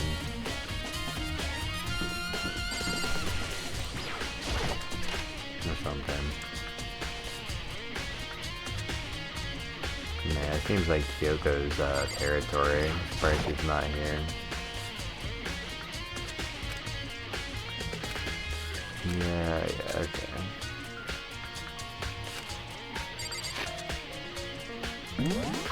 Alright. I know where we've got to go for sure. When in doubt, go to the dining hall.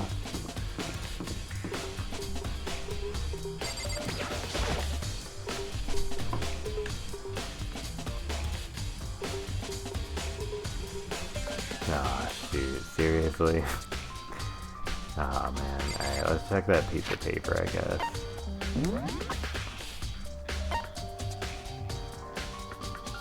Headmaster, Biolab, Data Center, second floor dorms. Wait, what the heck does that even mean?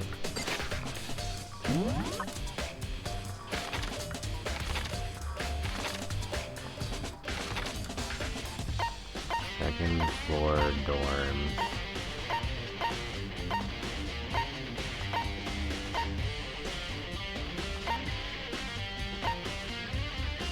Bro, what?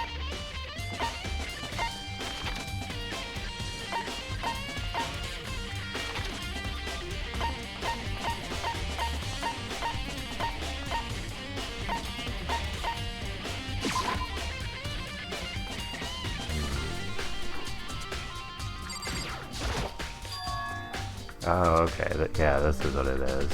Gates open. We can finally check out the second floor of the dorms. Which means I have to do it. This is the second floor of the dorms? Ooh. Looks like some ancient ruins. Or no, it's more like a battlefield. Like a bomb blew up here or something. Man, what the heck?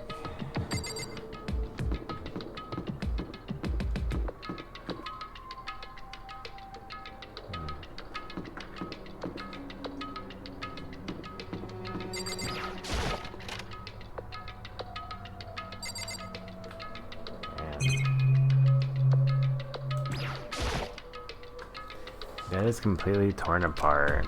I mean, it's not even really a bed anymore. It's just garbage. Nice.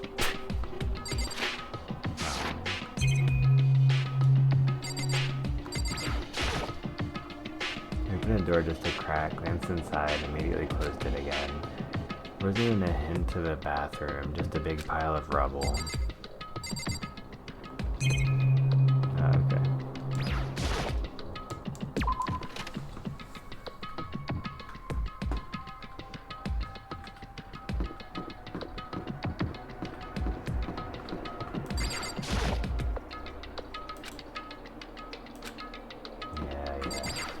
Can't bring myself to go in.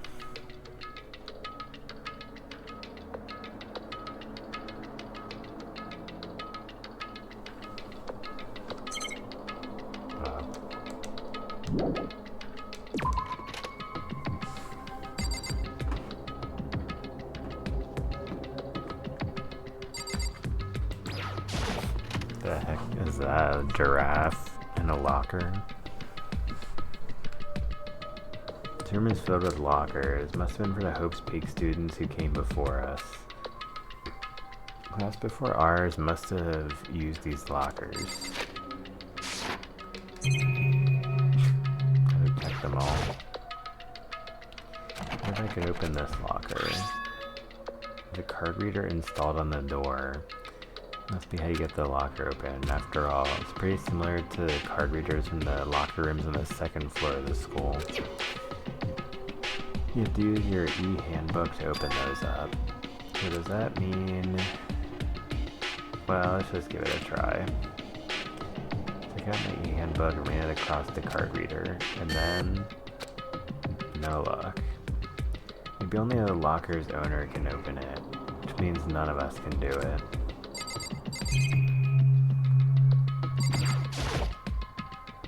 What if I can open this locker? It's a card reader, okay.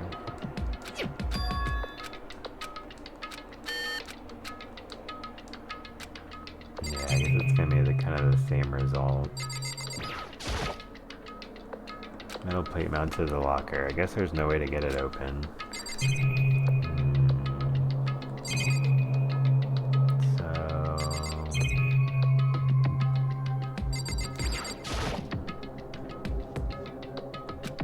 I'm not even gonna bother trying.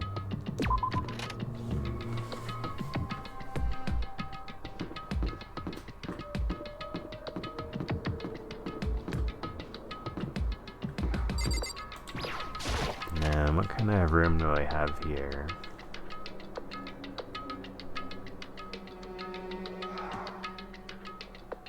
This room doesn't really feel like a student's room. It has a more adult atmosphere. Correct. It's the headmaster's private room. Kyoko. Indeed. Been through this room several times already, but I still have one little regret. I decided to check it out one more time. A regret.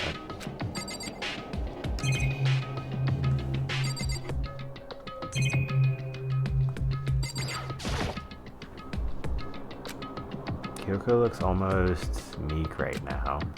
She must be thinking about something. I probably shouldn't bother her. Play some Sudoku. Or I mean solitaire. The PC on the desk. It must have belonged to the headmaster. It would seem... Whoever used this last, it looks like they were very interested in the ultimate despair. The PC still has some search results left on it. Then we might be able to get some info on the ultimate despair. However... There's not much though. Nothing we don't already know. In other words... The ultimate despair isn't one individual, but instead points to some kind of group. That group is responsible for the tragedy, which happened 1 year ago. They're the worst sorts of people whose driving force comes from despair. However... And that's all there is. Not much to it, is there? Whew. But I guess that's the best he could do as a complete Kirigiri failure. But any information about the mastermind is helpful, right? I appreciate whatever info we can get our hands on. Correct. I see. That's a good outlook to have. Whoa. And then... The desk is home to a computer. Must have belonged to the headmaster. Nice.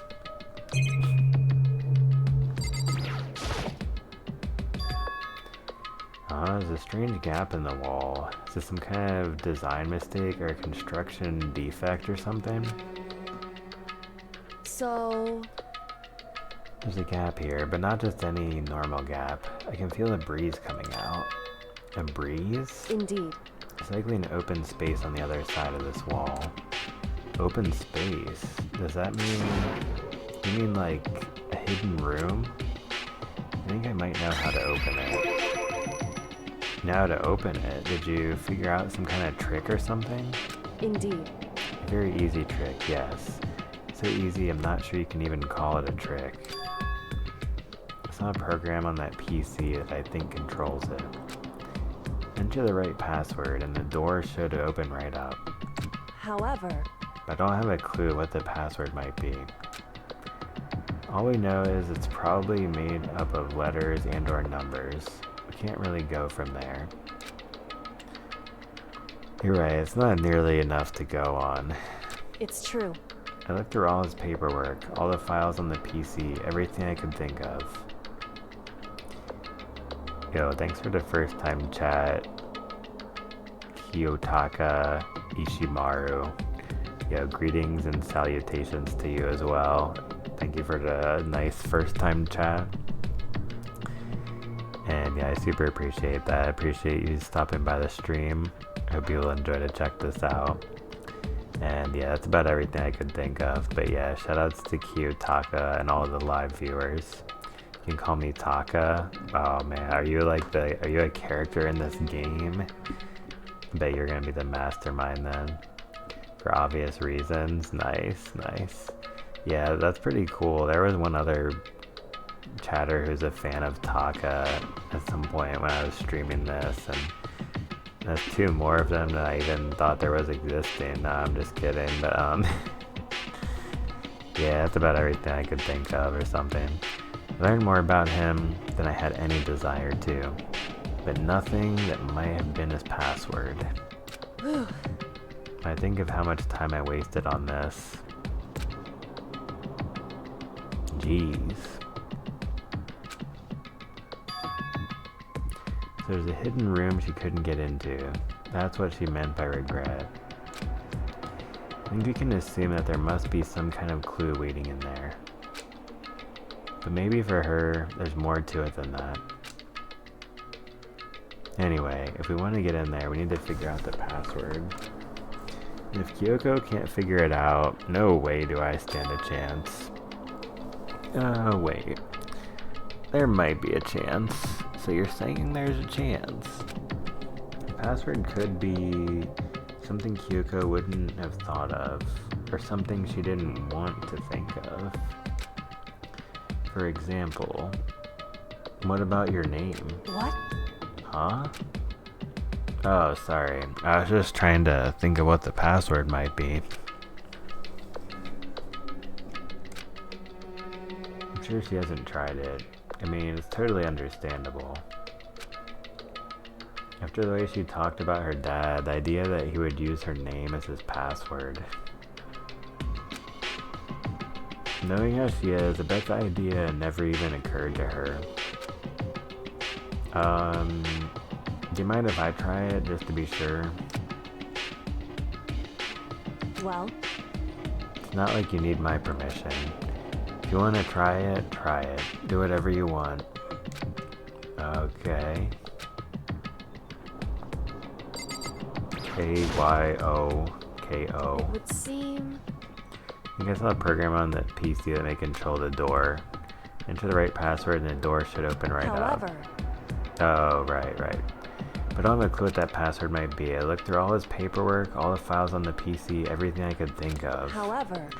I learned more about him than I had any desire to, but nothing that might have been his password. I think of how much time I wasted on this. Yeah, it's alright, I got it. Alright, K-Y-O-K-O. Yeah, I'm glad I thought of trying Kyoko's name. But if that's not it, that might just hurt Kyoko even more.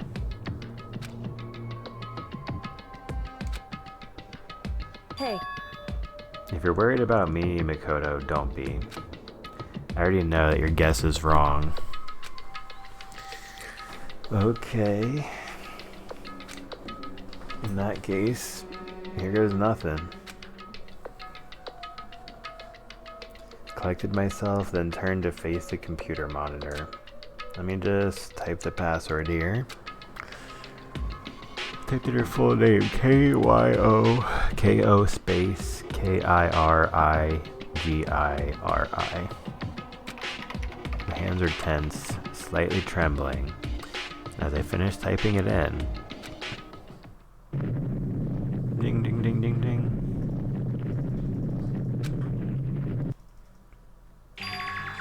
What? That did it? Kyoko, it worked.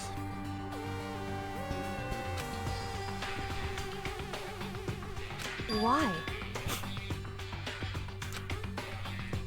Kyoko?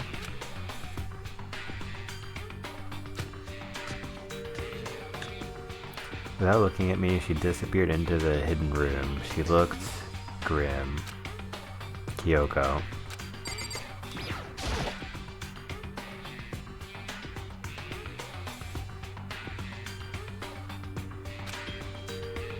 Hey, Kyoko. May as well not even have been in the room. Her gaze was fixed on only one thing. A present? Wrapped and covered with such joy. That's what made it so unusual. What the heck is that? Here, check out that suspicious present. Whatever. The brightly colored box here, it seems totally out of place in here. Well, okay, the more suspicious I get. Should we open it? Should we open it, chat? I'm getting kind of a bad vibe from it. I mean, we can't not open it. Okay. Makoto. Be careful, Makoto. Why, I think it's dangerous? No, not dangerous. But surprising, probably. All. It would seem... If it is what I think it is, at the very least, it's not something you'll be happy to see. Wait, so you know what's in there? Anyway... Just don't scream or anything, okay? Are you saying it's something that will make me want to scream? Oh man, make sure you guys are seated for this portion of the stream. Oh, okay, I'm just gonna open it. Step by heavy step, I approached the box, took a deep breath, and took hold of the lid. Slowly, ever so slowly, I lifted it up. Light began to sneak its way into the box. I stole a hesitant glance inside, and...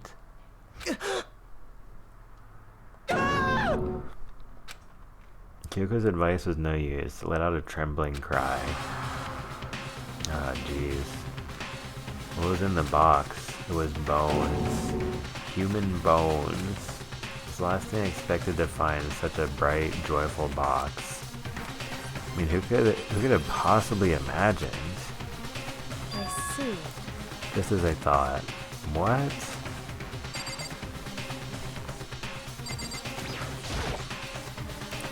Just as you thought? How could you have known that? I mean, there were bones in there. Human bones. Wrong. Well, it's not that I was thinking of the bones specifically. I just had a feeling it would be his body.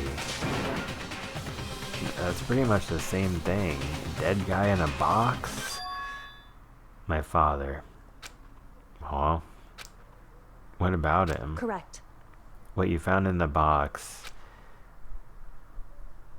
those bones, that body, that's my father. Or at least, what's left of him. Are you serious? This is Kyoko's dad? Same man she's been searching for? Hold on, how can you know that for sure? How do you know that's him? So... Given all the information we have already, that's the only possible answer. So that same person may very well be the mastermind who planned all this out. And according to the files, the headmaster is a man in his late 30s. Seems possible, even likely, that he's somewhere in this school right now.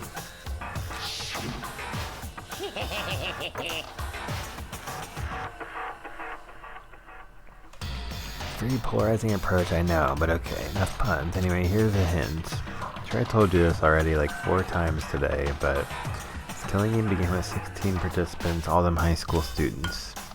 The only people to take a single step in Hope's Peak since the killing game began are those 16 students.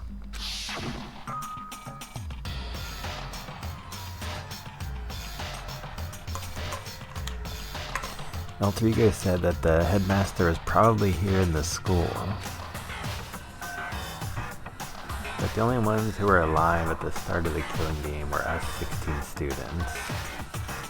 When you put those two ideas together, it doesn't take much to assume In other words, that most likely my father was in this school, but he was also dead. That's my assumption anyway.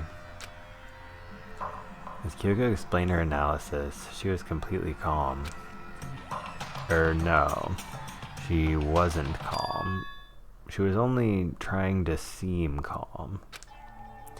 She said it was just as she thought, so she knew it was a possibility. But if I have to believe that at some point, she wanted to be proven wrong. Wait. But I have to believe that at some point, she wanted to be proven wrong.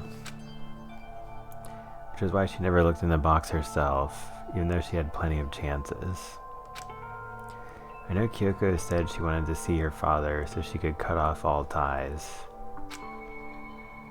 But was that all there was to it? I gave up some of that pride. In order to enter Hope's Peak, I had to reveal myself to the school. I did it knowing it was something a true Kirigiri detective would never do. Would she really give up her pride just for that? Couldn't help but wonder.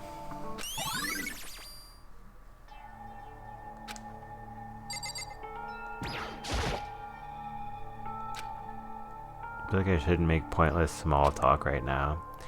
Maybe I should just look around a bit first. Huh? This picture. Oh, that's cute. It's all faded. It must be pretty old. Wait, is this a picture of... Hey, Kyoko. why would you? Well, this is annoying. I came here to cut myself free of the past, and yet... to now find something like this. So what do you expect me to do now? And I was right. It's a picture of Kyoko when she was a little girl. Knowing the headmaster had this picture all this time, he must have really cared about her. Why? What? I wanted to face him and tell him myself, to cut him out of my life for abandoning me. It's the whole reason I came here. Now he's abandoned me again. And this time even stole the only opportunity I had to move on. Has there ever been a worse father? Kyoko.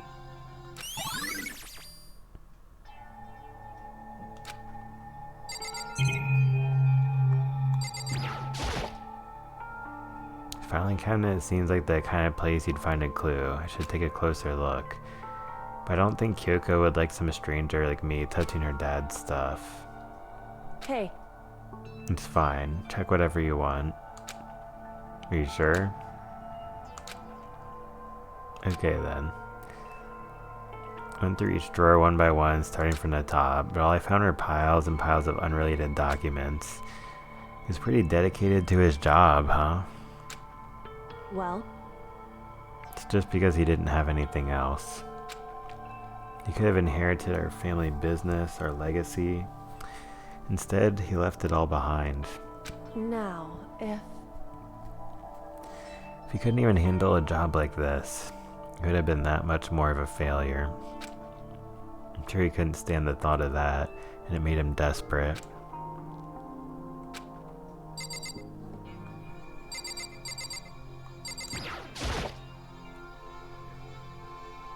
The headmaster's desk.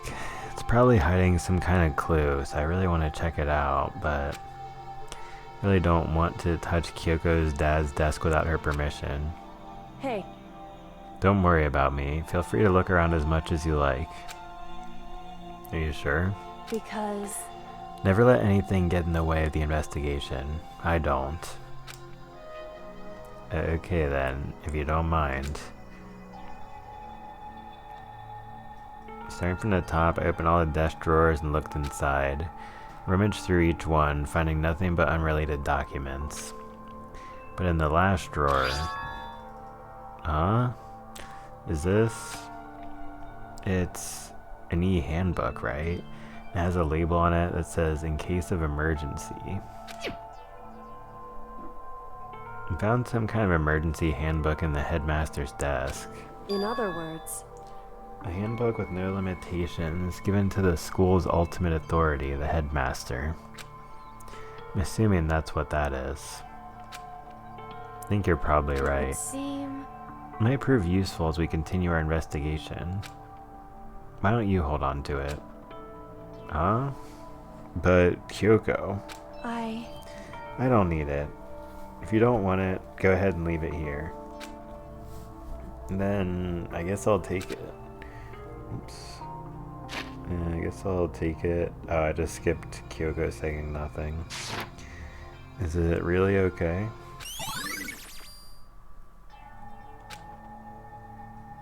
Hey. Listen, Makoto.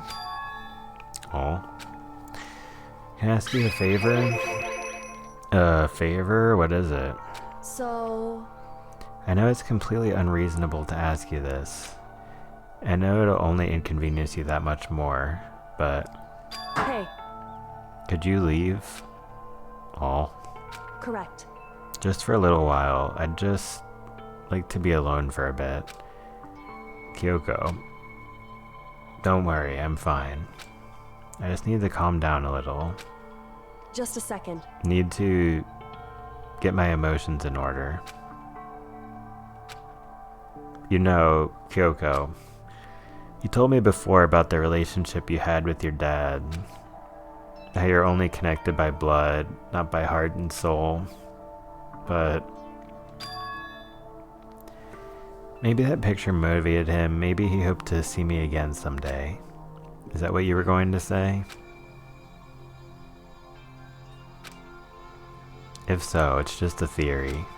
This isn't an issue that can be settled with theories. The picture doesn't change the facts of what happened, what I went through. That problem can't be solved so easily. You're right. I'm sorry. Anyway... Once I've got myself under control, I'll return to the investigation immediately. So please, just give me some time to myself. Okay, I understand. Then I'll see you later.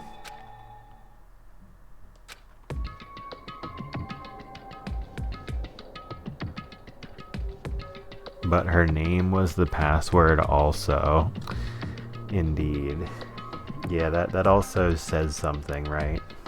About how the headmaster wanted to have yet another excuse to think about Kyoko often as perhaps a source of inspiration. Is she really okay? Kyoko. Must have been a complete shock to her. I mean, it was a shock to me. To find out what happened to the headmaster. There's no doubt the mastermind performed that evil deed. He killed the headmaster. Killed Kyoko's father. They killed him. The headmaster is dead. The one leading the Hope's Peak staff, the one who finalized the plan to isolate you, was the Hope's Peak headmaster. So that same person may very well be the mastermind who planned all this out.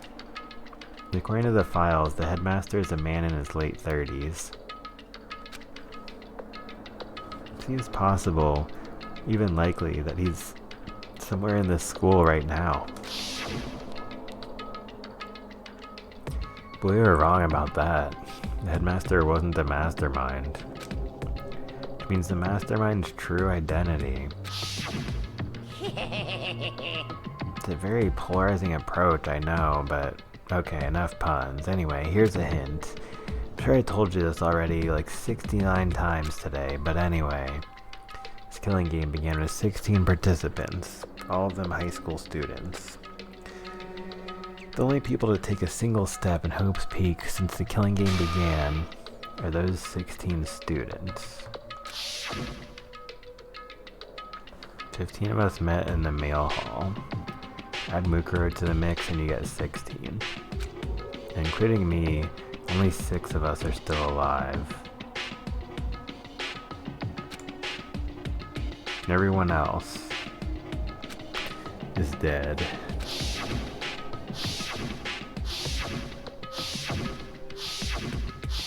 Man, this game's really pretty messed up, huh? Even Mukuro Ikusaba. Even she's undeniably dead. So the ones still left alive are me, Byakuya, Hiro, Toko, Hina, and Kyoko. Only those 6 people are still alive. And there's no question. Wait, no, that can't be. I refuse to believe it. There has to be some other way. There just has to be.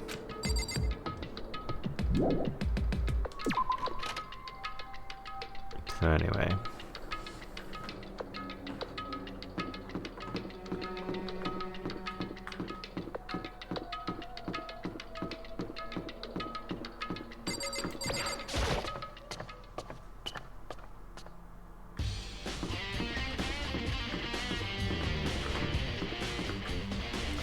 So I guess now we could go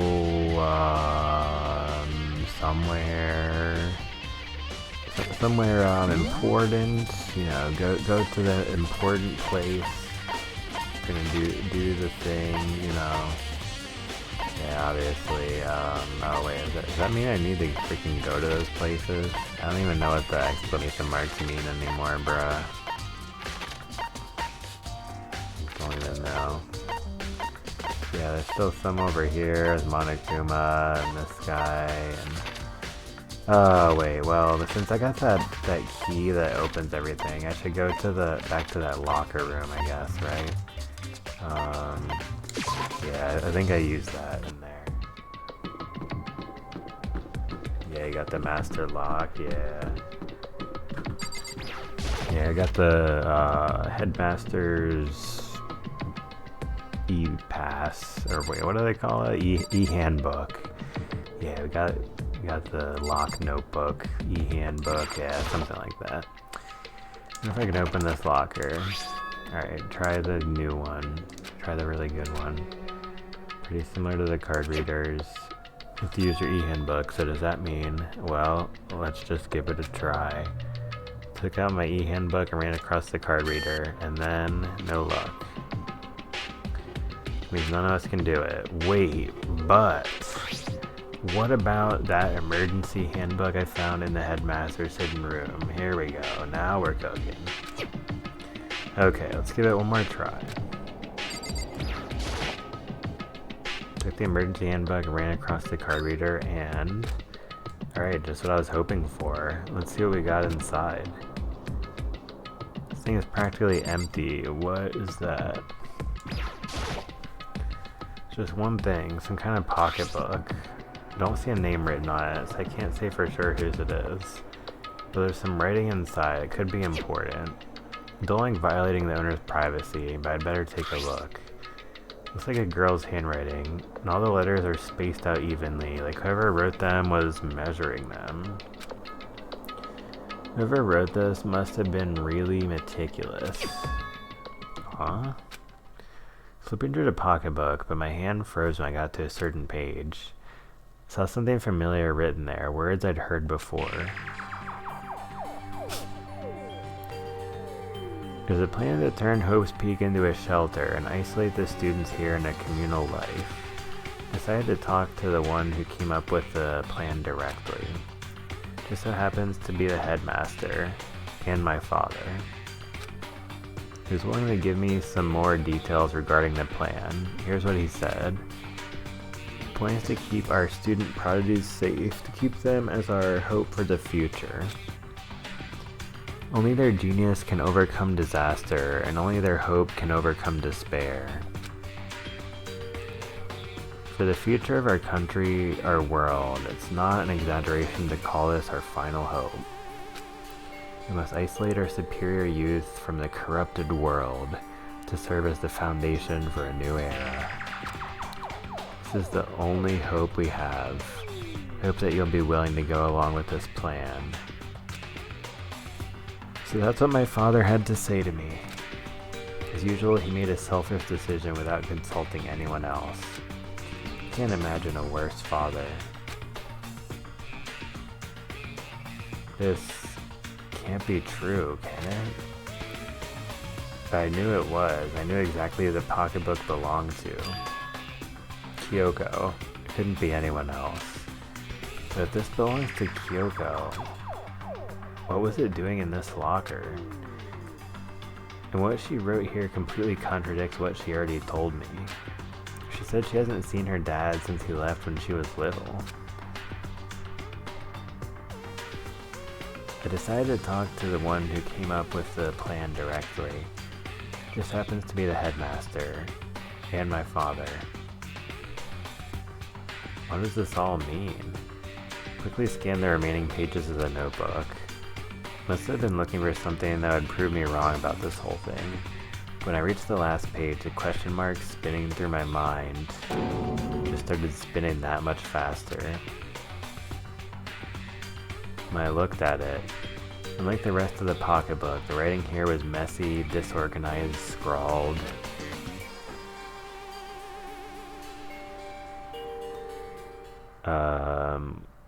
What is this? What does it mean? I have no idea. How could this possibly make any sense? What was it? Despair walks among us, and so we survive. There's a second despair. Well, that was really weird. Supposed to open up these other ones or something too. Looks like the locker open. Let's see what we got inside. Okay. I'm guessing none of the other ones have anything useful or something.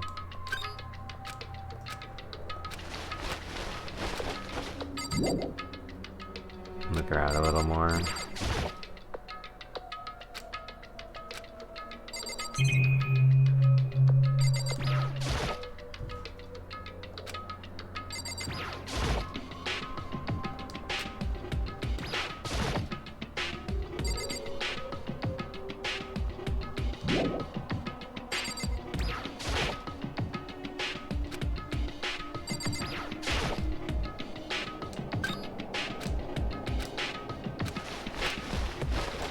Nope, don't see anything that could be a clue.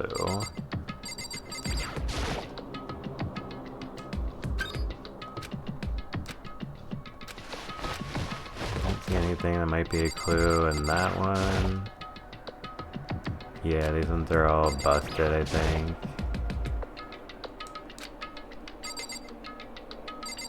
Is that one good?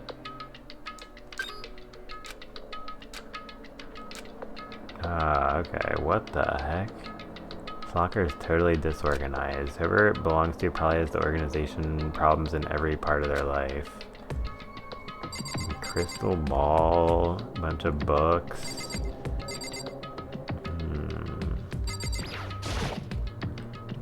This is a crystal ball. Huh? A crystal ball? No, it can't be. There's no way he ever used this locker. Just not possible.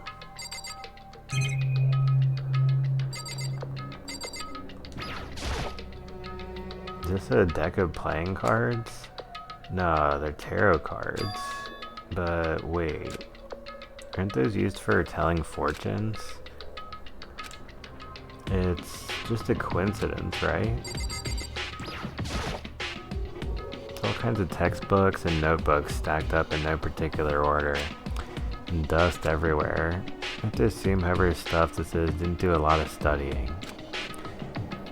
Yasuhiro? Yeah, that's literally what it would seem like, right? Like, it's like some notebook.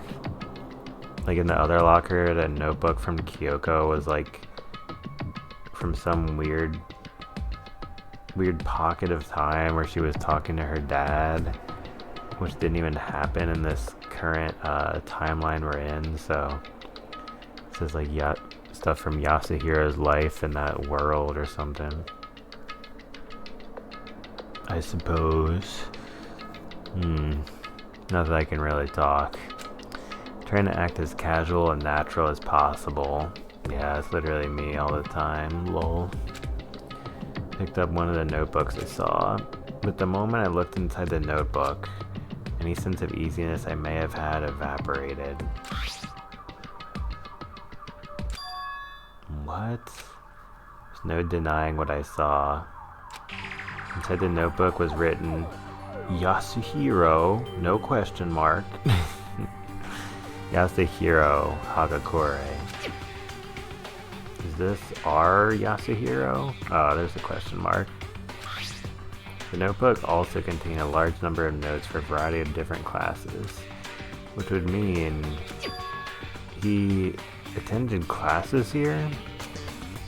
No, that can't be possible. I mean, Hiro came to this school at the same time as the rest of us.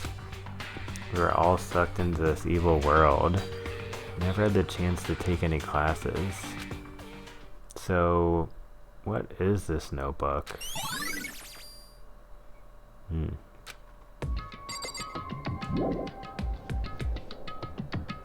But the more I see, the less it makes sense. Because these lockers, I mean, they had to belong to the previous students, right? So why am I seeing this? Why are there things in the lockers that look like they belong to people here? A notebook that seems like it belongs to Hiro. A pocketbook that seems like it belongs to Kyoko. There has to be some kind of explanation. But if I want to find that out, I have to keep moving the investigation forward. And I have to believe in everyone. I mean, I have to figure out where I'm going to go next. Oh, wait. No, maybe I don't.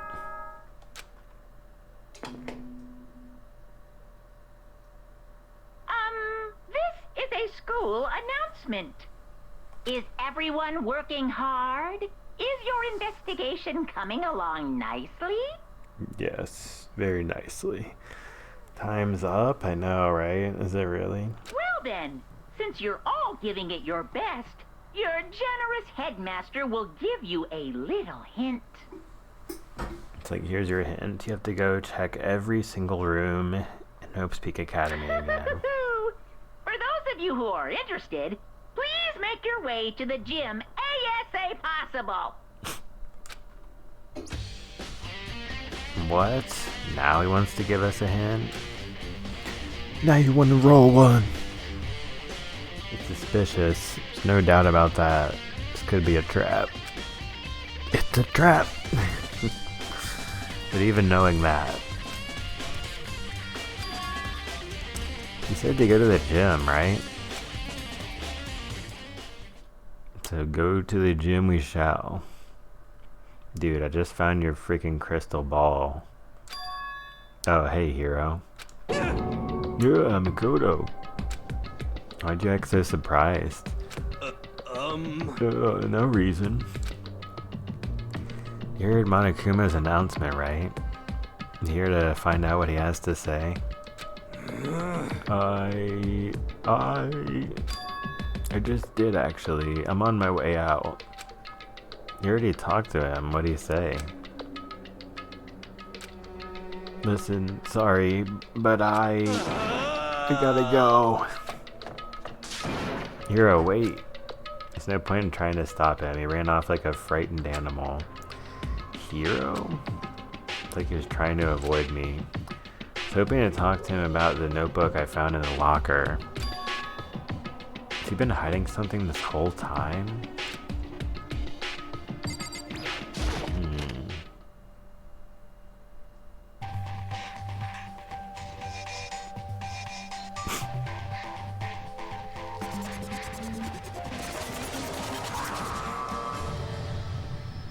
Wow. I am Monokuma! Hello, welcome, welcome. Hello, are you ready for your final hint? Well, it just so happens to be in the envelope on the ground in front of you. The envelope? This must be the envelope. Just so you know, I won't be answering any questions about what you find inside. What? Don't worry, just get on with it. Monokuma's cryptic words didn't make me feel any better, but I picked up the envelope and opened it. What I found was a single photograph. Whoa, what the heck? Feature a bunch of faces I recognize extremely well. It was everyone who'd come to Hope's Peak at the same time as me. Wait, but... someone behind Sayaka. She's the only one I don't recognize. Wait, that's not true. I do recognize her. That's right. When Byakuya and I were in the headmaster's room and we looked at that file... Mukuro Ikusaba? Then this girl is... What? Why? Why is Mukuro here with everyone else? Even more than that, just having everyone here pose like this is weird enough by itself. We were all wearing matching uniforms. I don't remember anything like this. And now that I'm looking at it, it's not even everyone. I'm not in the picture. I'm the only one not there. Picture has all 15 other students, but not me. I guess that makes sense. After all, I don't remember ever taking a picture like this. I went to junior high with Sayaka, but the first time I met everyone else was when I arrived here at Hope's Peak Academy. So it's natural for me not to be in this picture, but what's definitely unnatural is that everyone else is in the picture. I thought everyone was like me and didn't know each other till they got here. But if this picture is real, then could that mean, could it be everyone else and just me? Everyone here except me is...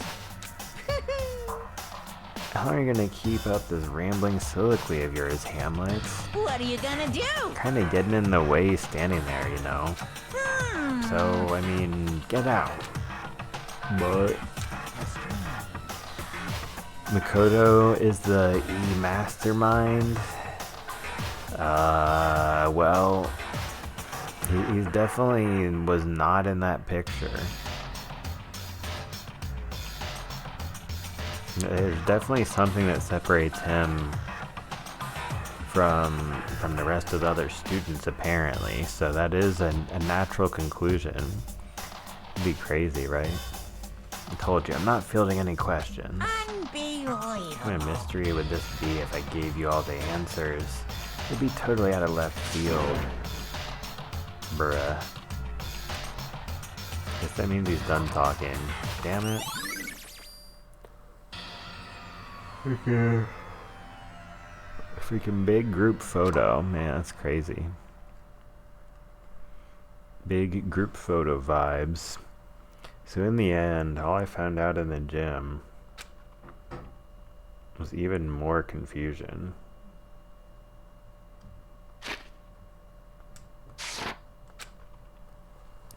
With that confusion in hand, I left the gym dejected.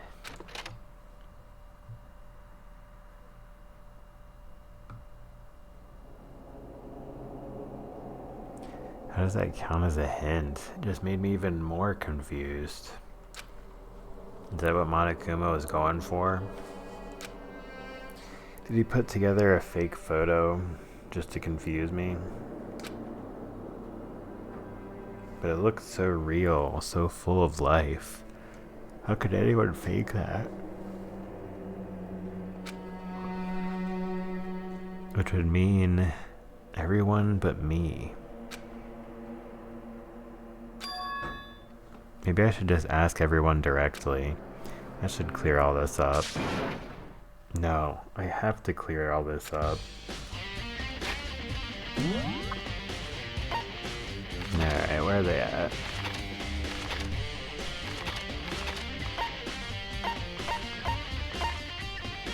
Dang it, she's in there. That's probably not good.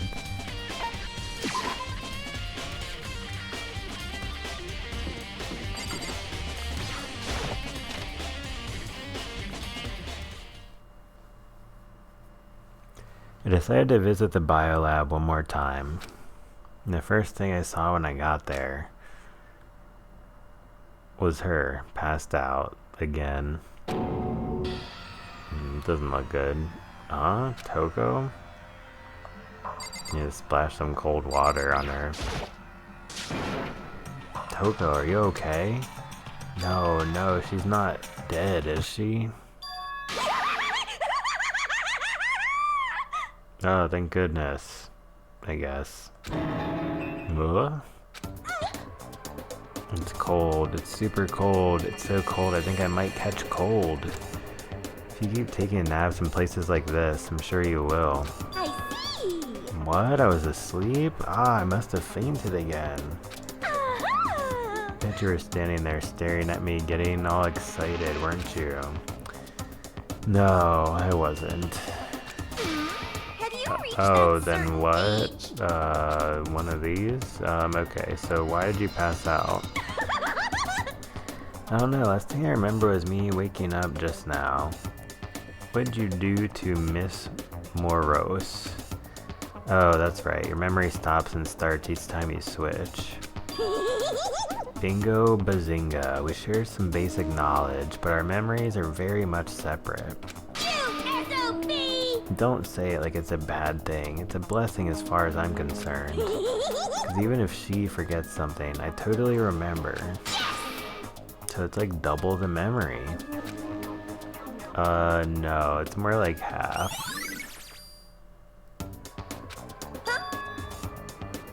But all I want to know right now is, where's my little darling? Tell me now, or I'll slit your throat. I don't know. I'm sure Byakuya is around here somewhere doing his own investigating. Yes. By himself? I assume so. Oh, I'm on fire. I knew it. I totally knew it. I'm a total pro when it comes to all things master.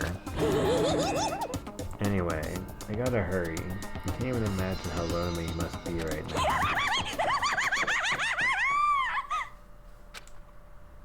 Okay. Toko shot off, her eerie laughter echoing behind her. Totally forgot to ask her about the picture. Well, there's no point asking Genocide Jack anyway. Besides, I have more important things to do right now. Why did Toko faint? There's gotta be some reason for it. And we'll get to the bottom of this. But yeah, I'm gonna take a short break before we do that, guys. So yeah, short break. And then we will continue BRB.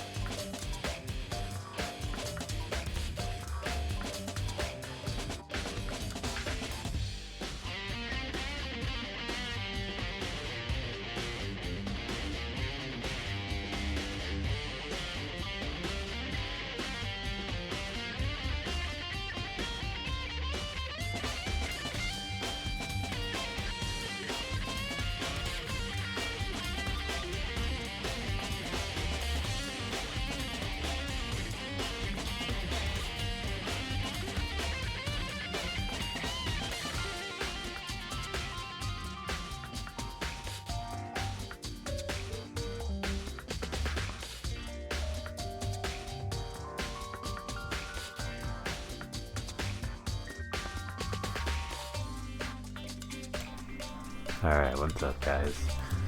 Finally back. Oh yeah, I wanted to tell a couple of my dudes who are chatting on Discord, I want to tell them I'm streaming.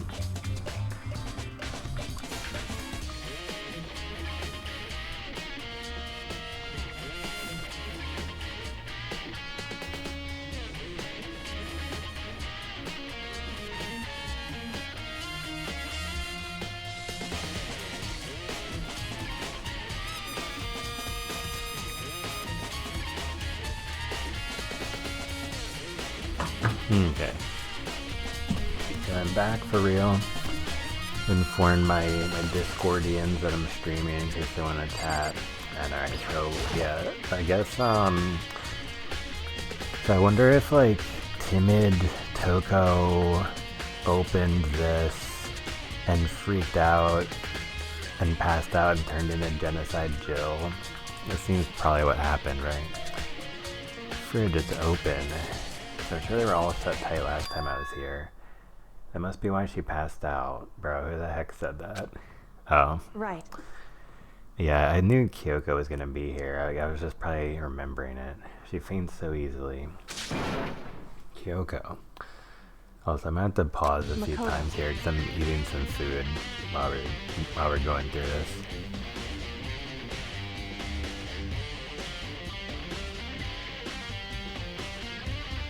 It's getting late, isn't it? Are you okay? What is this? He's turning into Terry? Indeed. I'm sorry if I made you worry. No, you don't have to apologize. Listen. But listen, about this room. Oh yeah, It would seem... it's a morgue. Yeah. I knew it. I suspected as much. Toko must have looked inside the fridge, seen what was in there, and, well, there you have it.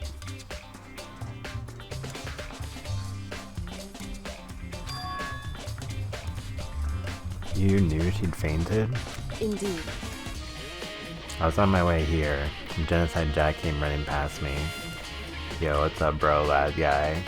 Alright, it's time to have a hedonism debate. Yeah, there we go.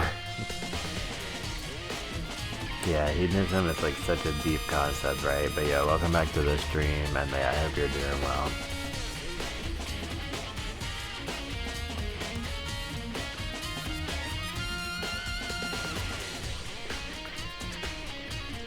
Yeah, what does that mean? No? I at least know that word. That's how you say EA or something. EA Sports. That's the word for no in Japanese. I was on my way here and Genocide Jack came running past me. Whoops. I assumed she must have sneezed, but once I got inside, the real reason became clear. Imagine she came here to investigate. When she opened the slot there... Alright, stop talking not in English. Seriously, bro. Where you've been using Duolingo? It's when she saw the body inside drop like a bag of rocks. Why is everything gotta be so difficult with her? I mean, at least it's in Danganronpa, so theoretically someone who also knows Japanese might watch this. More likely than watch this than watching me play Binding of Isaac, I suppose. Yeah, it's alright. Yeah, thanks for coming in the stream also. Yeah, I appreciate you. I hope you've been doing well. I know we caught up some recently on Discord. Yeah, I hope your big project is going well too. Man, why's everything gotta be so difficult with her? Man, what is it with chicks? Am I right, fellas? Anyway. Kinda gives me that vibe. Anyway, we should close it up. Don't want to leave it hanging open like that. Yeah, good idea. Makoto. Give me a hand with this. Here's her perched the fridge, hands outstretched. But suddenly she stopped. So many new members. What is in your project, you mean? Or are you talking about the Discord and my stream or something? What's wrong? Listen. Maybe we should wait a second before closing it. Huh? How come? Proyecto? Nice. Because Mukuro's body is in here. How do you know it was hers? Mikura's corpse? Mikura's body's inside the fridge?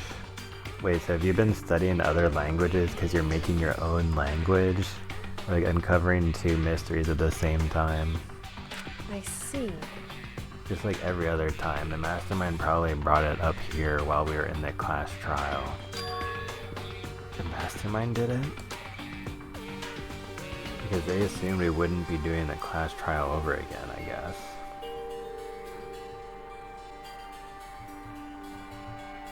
So... You may be right. Either way, now I can finally get a good look at the body. Oh, that's right. Kyoko didn't get a chance to check the body during the last investigation. Makoto. Well, Spanish is my second language, and I guess Japanese is my third because I forgot Finnish. Okay, I got you. I'm just a girl. Excuse me, mister. Y'all from Finland, right? So where's the finish line? I think I said Finland. Whatever. Oh, y'all from Finland, right? Yeah, that was one of the lines from one of my Stormative songs. But anyway, yeah, I love Spanish, and it's my second language also. Not that I'm fluent in, I'm only in slightly, but yeah, it still is really fun, and there's a lot of cool stuff you can learn about languages, like, especially if you're making your own, and it's certainly interesting. Lo Spico Spanisho. Necesito hacer mi propio examinación de la cuerpa pronto. Alright, that's good. I'm going to find a clue this time. I'm going to grab the mastermind by the tail. Imagine if I just played this whole game like really slowly and terribly speaking Spanish. Man, that would be like a nightmare. Anyway. No, that would probably be pretty funny. Okay, so what should I do? So then... Why don't you just wait over there? I'll let you know as soon as I'm finished. Just wait over there. That's it. Crazy because low is actually I in Italian.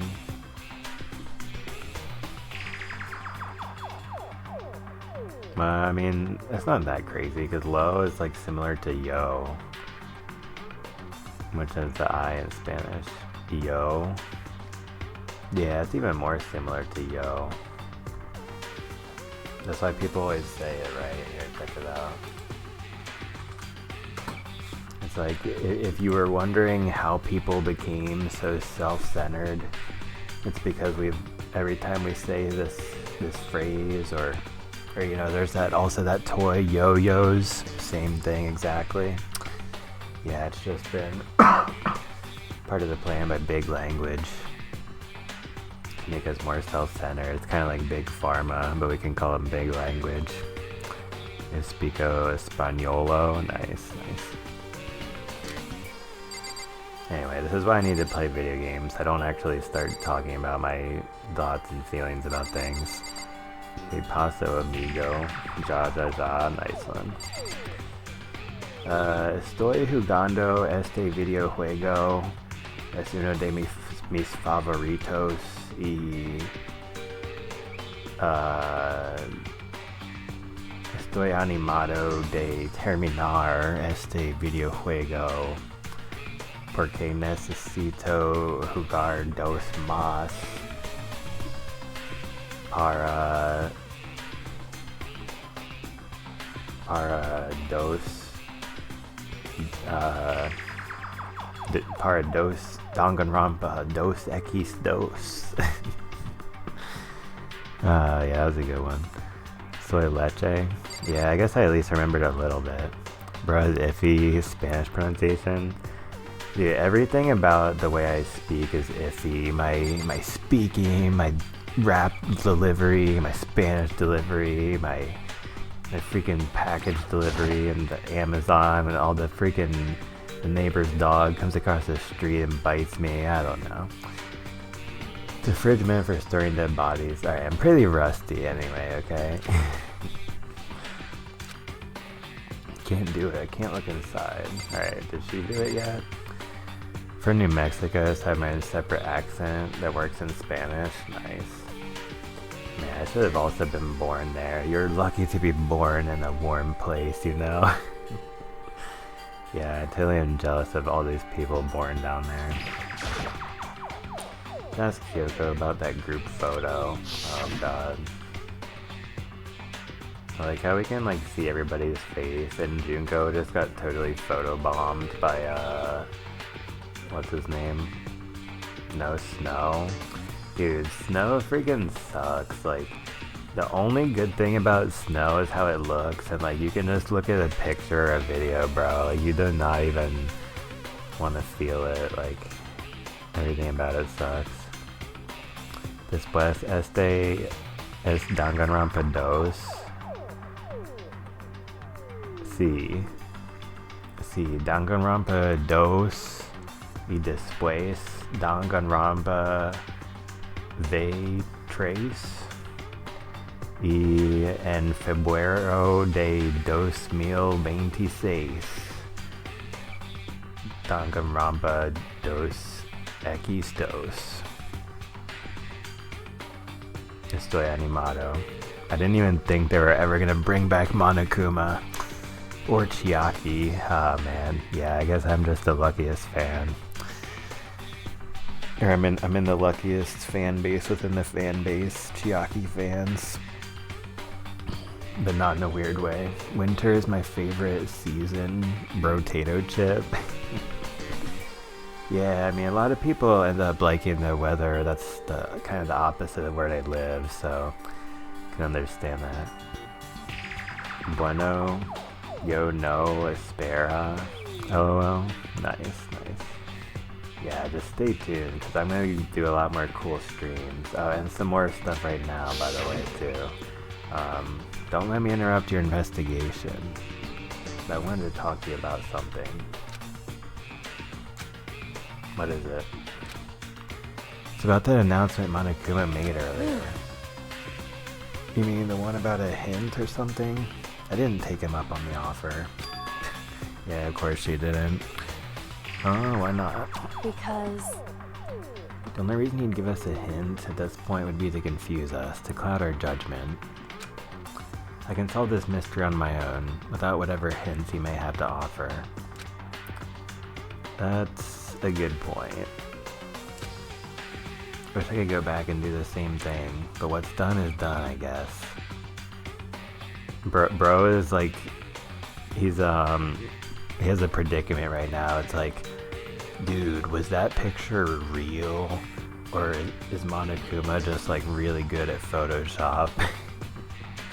Because like, listen, like Monokuma is such an advanced robot that like, I feel like if you're around technology that advanced, you would assume that like whoever has created this can do a lot of other much simpler things like really excellently, including but not limited to like make fake pictures and Photoshop, and they even mentioned, like, this game even mentions artificial intelligence. But anyway, standing there looking at her, don't think she's hiding anything from me.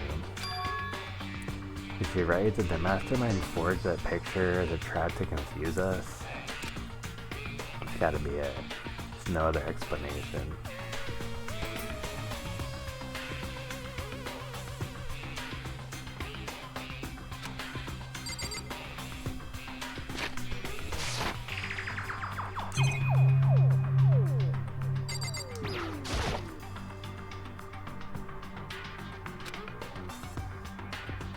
It would seem...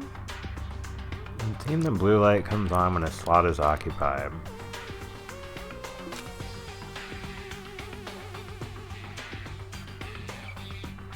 So when someone's in there, the blue light comes on.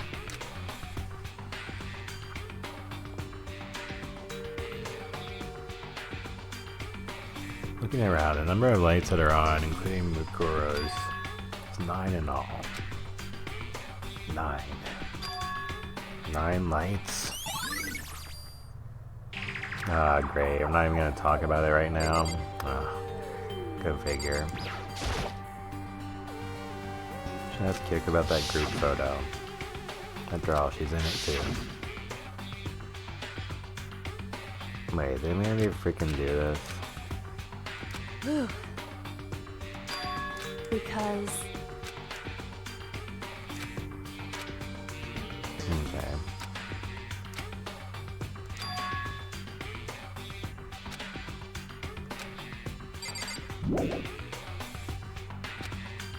Okay, wait, so this?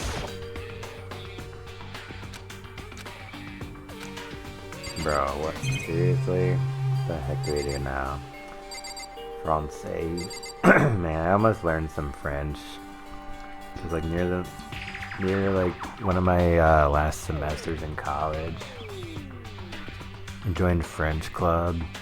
It was only because one of my friends was in it, and yeah, we didn't really do that much stuff in it, but it was still fun though. I already looked through this instruction manual, more importantly. Now, on the other hand, the Japanese club, now that was an awesome club, and we did a lot of cool stuff. But, you know, it just depends on which university you're at, obviously. French and especially Portuguese have so many nasal vowels. Yeah, I wonder if they particularly have nasal vowels. Never really thought about that. I could definitely be onto something. Wait, more importantly, what?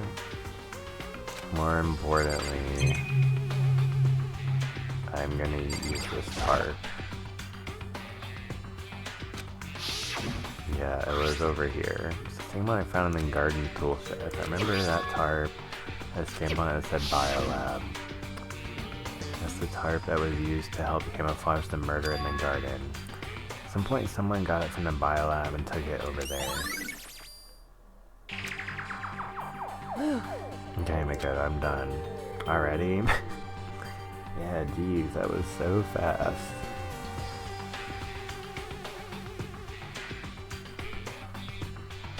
indeed.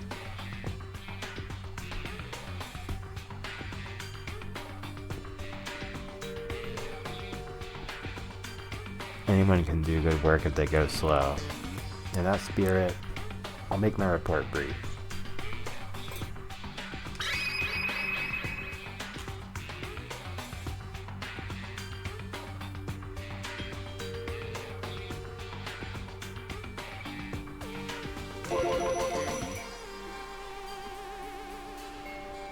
So did you find anything? Indeed. I paid careful attention to the wound and the traces of blood. It seems highly likely that the stomach wound and blow to the back of the head were inflicted after death. Really? The burnt tissue made things a little difficult. I'm completely confident in my findings. So that means neither of those were the fatal injury, right? And what was the fatal injury? Due to the explosion, the victim's identity is unknown. They were, however, dead before the blast. The victim had been stabbed a single time with a knife, went completely through the body. It also had been struck in the head with an object about as thick as a metal pipe. The body was covered with other wounds, but these were at least several days old. Another option is those other wounds, but the file said they were old. Is that right? Where does it say they're old? Huh? Because All the Monokuma file says is that they were inflicted at least several days ago. I guess I don't see the difference. wrong. Well, the difference is immense, considering the impression they give. Listen. Seem to be equating several days old with simply old. However, But that doesn't quite follow logically. Old wounds makes it sound like they've been there forever, like they're not related to the murder. Are you saying They are? But we all got the Monokuma file right after she was killed, right? Yo, what's up, Lyle Love 101? Yo, welcome back to the stream. Hope you will enjoy to see some more Danganronpa. Yeah, it's been pretty crazy what's been going on here. So if the wounds were at least a few days old, no way it could have had anything to do with it. So then, What if Mukura herself wasn't killed within the last few days? What? at the very least, Certainly you can allow it as one of the many possibilities, can't you? One of many. right. Hola, hola. ¿Cómo estás? Y también gracias para estar aquí. ¿Qué onda? Oh yeah, that's a good one too. I never even heard that one that much when I was studying Spanish. I only heard it a few times back in the day. ¿Qué onda? But yeah, we're on the final chapter. We're kind of approaching the end of this game. I'm still not sure if I'm gonna finish it all tonight or... yeah, we'll see. But anyway. The detective doesn't have supernatural powers. There's no way to predict the answer from the beginning. It's like, what's up? Oh, okay, yeah. Yeah, now I kind of remember. It's like similar to K-Pasa or something. Instead, the ideal detective begins by imagining as many possible scenarios as they can. In other words, They envision these possibilities without prejudice, without bias, using only their logic and common sense. You follow Portuguese? Yeah, I never learned any of that yet. And as they investigate, they test what they find against each of these possibilities. Of course, me telling you this doesn't mean you'll be any good at detective work. But beyond using that to solve this particular mystery, you should keep in mind for the future. hey, So if there's anything else you'd like to know about the condition of the body, now's the time. Come to think of it, there was one thing.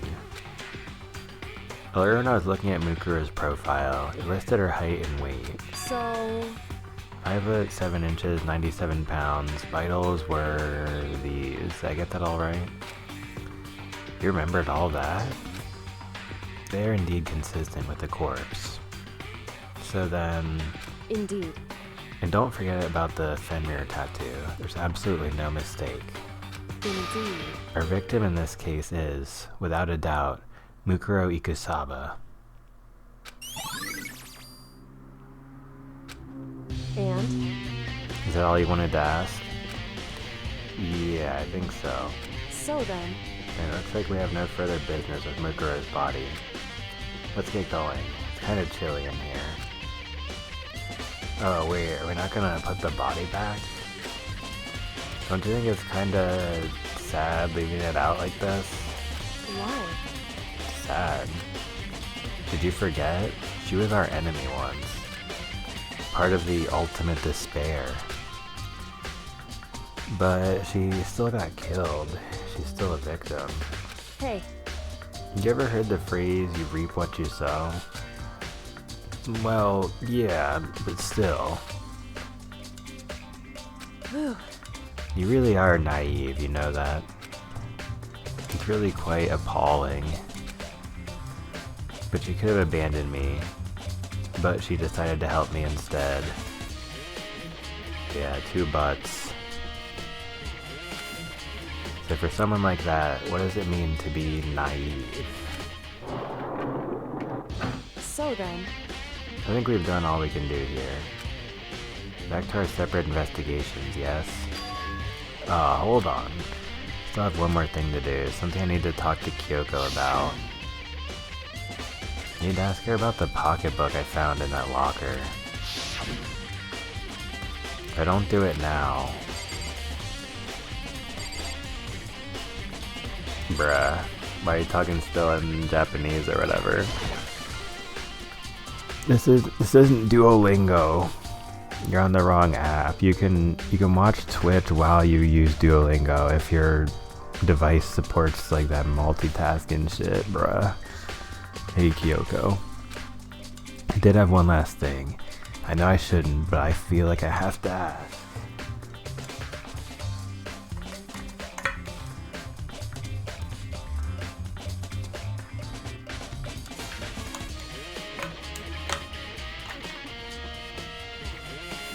Is there a thing that can speak in many languages? Yeah, this is like you're like fishing in Animal Crossing in like your neighbor's front yard pond that like has like 2 drops of water in it. Hey, Duolingo with a fiery passion. So what, have you learned languages only in school, or like what's been your other ways to learn if it's been anything apart from school? I mean, sometimes even just in school it can be really thorough. Like, if it's a really good teacher to give you lots of homework and stuff. But anyway, I feel like I had to ask. Go ahead, then out with it.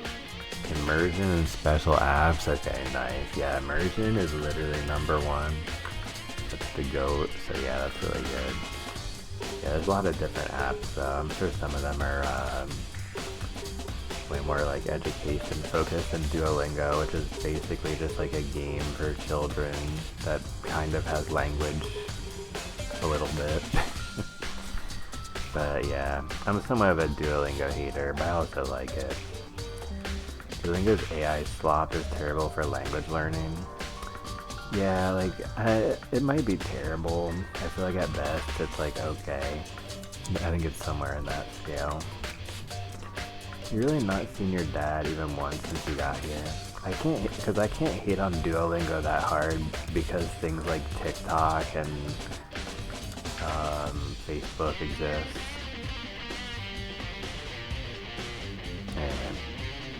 Anyway, you're not seen your dad even once since you got here. What? So... What do you mean? Well, you know all those lockers on the 2nd floor of the dorms? Indeed. AI is tragic for the environment?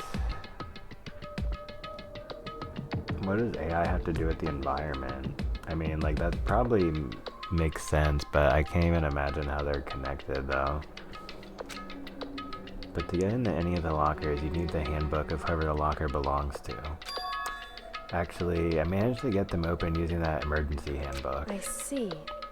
The one you found in the headmaster's hidden room. And?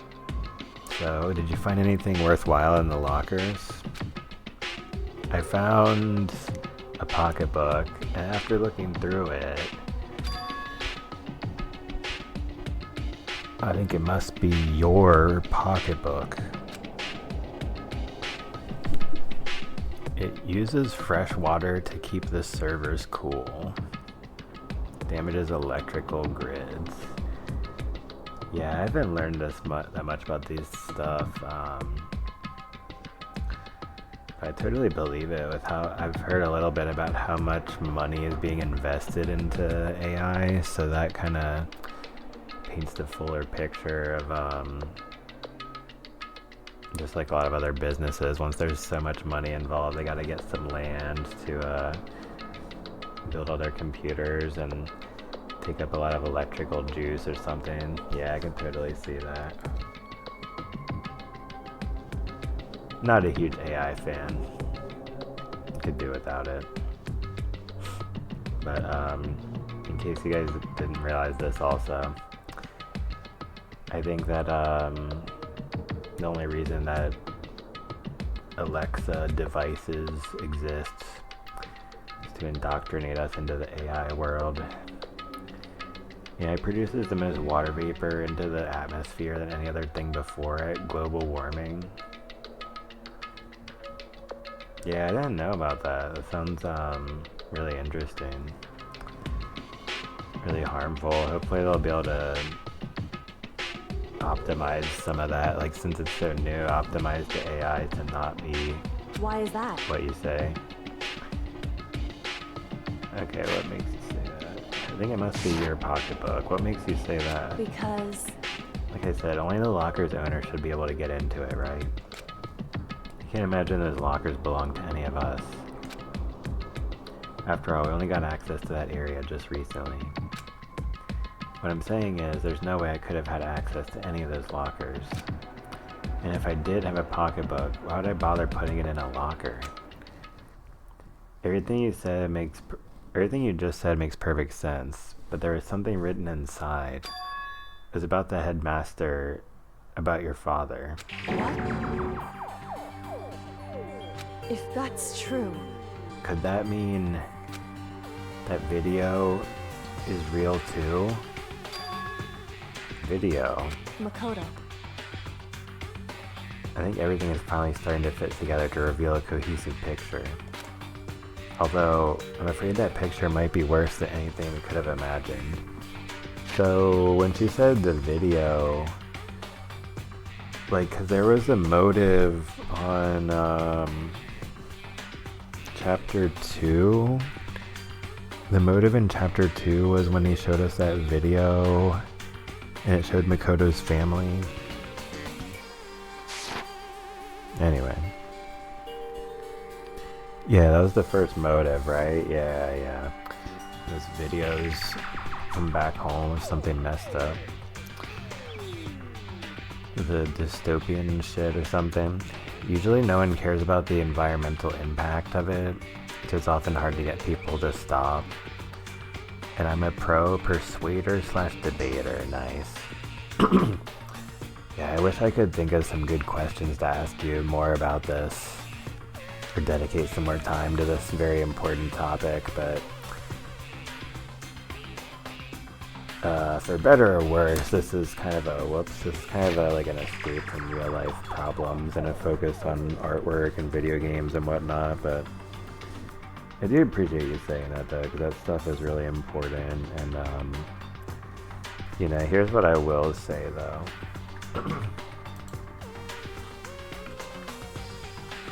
I know a lot of you guys have heard of cyberpunk. It means like when the future is covered in screens, like Times Square, like it's freaking ugly.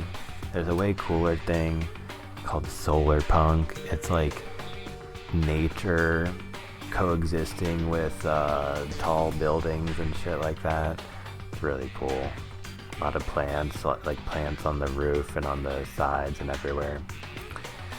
Don't get me started on AI's effects on the art. Yeah, I know that that's really bad, and that's something that people are still, like, at any given moment, there are like hundreds of people debating about that topic. Like, literally, dude. Yeah, I'm afraid that picture might be worse than anything we could have imagined. What are you talking about? I need to go investigate those lockers right now. I need to confirm what you just said with my own two eyes. Oh, let me give you the headmaster's handbook. That way you can... so... That won't be necessary. If I'm right about this, I shouldn't have any problem opening the locker with my own handbook. After all, it would seem that it's my locker. Your locker. Makoto. If you watch this, it'll all make sense. A DVD? And it says... Class 78, urgent interviews. So... I found it in that hidden room after you left. Anyway... I don't have time to explain exactly what I think it means. Just watch it and see for yourself. I think you'll realize exactly what it means. You'll understand why you found my pocketbook in a place none of us have ever seen before. None of this makes sense right now. But I guess that means there's some important clue on this DVD.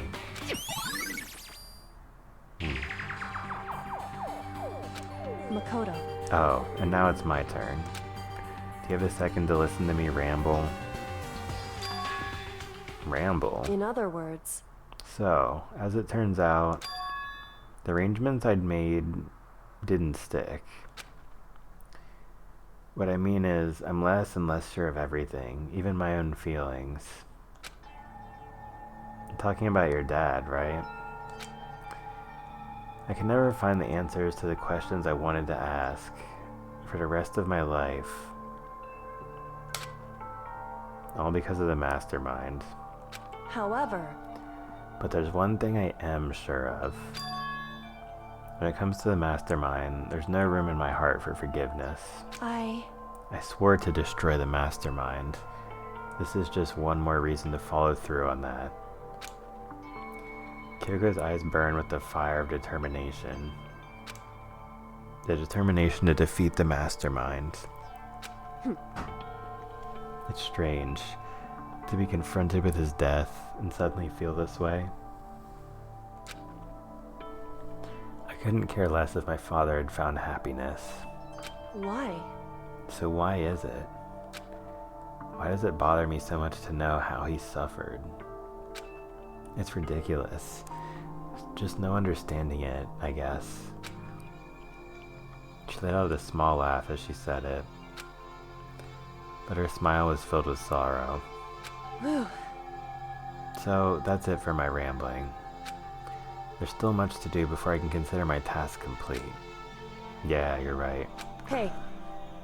But keep this in mind. There's only ever one absolute truth. Whether that truth serves justice or suffering. Whether it's the greatest truth or the worst. What do you mean? Makoto. Even if the truth you uncover is filled with hopelessness, you still can't give up hope. Absolutely not, because all I can do is keep moving forward. It's pretty much all I'm good at, you know. Indeed. Sorry if that was strange. So then. Anyway, I need to get going. I'll see you at the class trial. Leaving behind that final farewell, Kyoko was gone. Better get going myself. Got that DVD from Kyoko. Head to the AV room to check it out. Kyoko said something about hopeless truth. But no matter what happens, I won't lose hope. Even if it's the worst truth in the world. I can't afford to lose.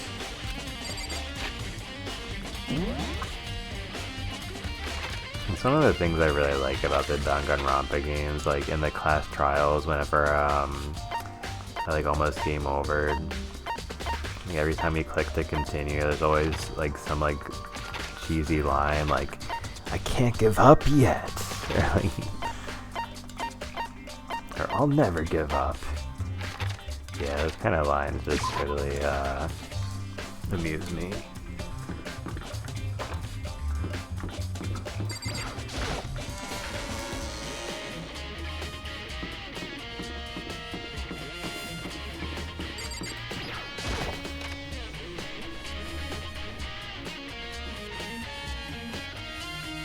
Alright, well, I guess it's movie time, chat.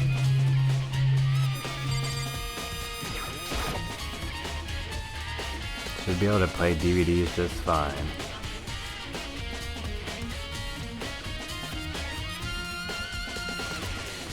Well then, better take a look. I took the DVD Kyoko gave me and put it in the player.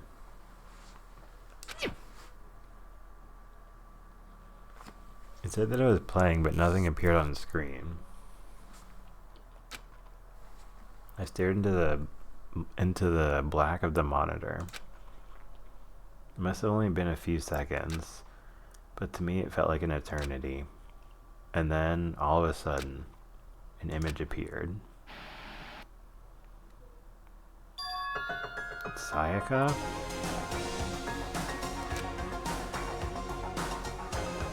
It took me by total surprise. I hadn't seen Sayaka in who knows how long, and there she was. Okay then, are you ready to begin? The voice I heard was of the man positioned on one side of the screen. It was the voice of a middle-aged man. I do apologize, but I hope you don't mind if I record our conversation. I'm a little slow, you know. I never really got the hang of taking notes while having a conversation. Sounded like he was trying to make a joke, but Sayaka's tense face didn't move a single millimeter. So this video is meant to serve as a kind of contract substitute. It's not that I don't trust you guys. It's more like insurance. so please don't worry too much. Now then, let me get straight to the point. There is a chance that you may have to spend the rest of your life here in the school. What the heck kind of freaking interview is this, dude? Can you accept that? You want me to accept that? Saiko was obviously at a total loss. It made total sense. Who would agree to spending the rest of your life in this school? Except... What? Thank you. And I'm sorry about all this. Well, I can promise you that I will do everything in my power to keep you safe. As the headmaster of Hope's Peak Academy, I give you my word.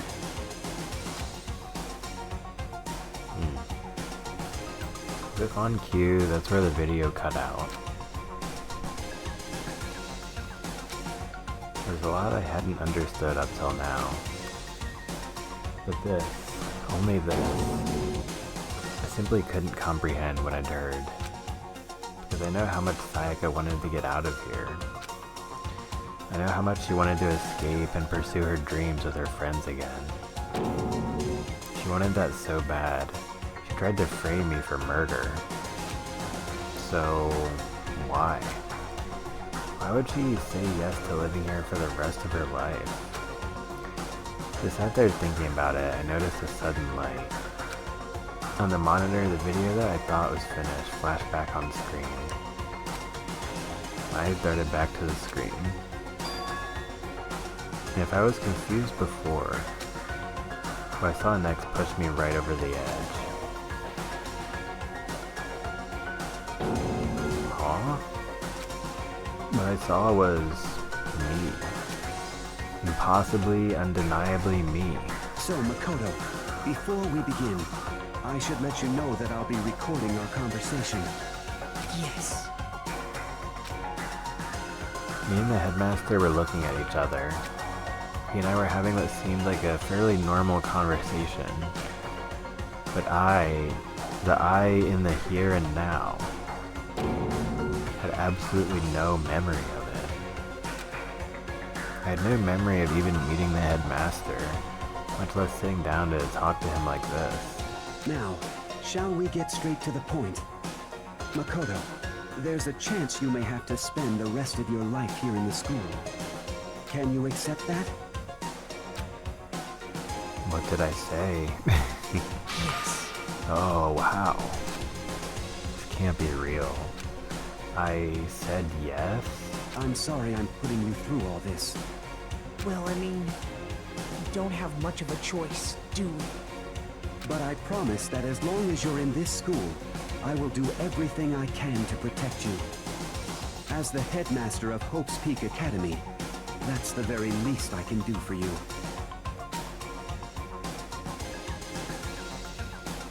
Once again, the video cut out.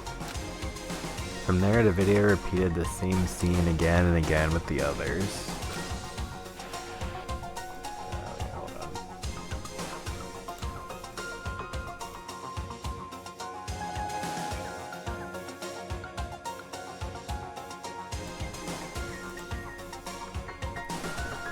Yaki.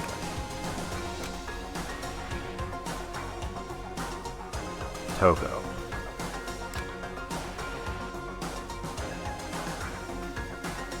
Hina.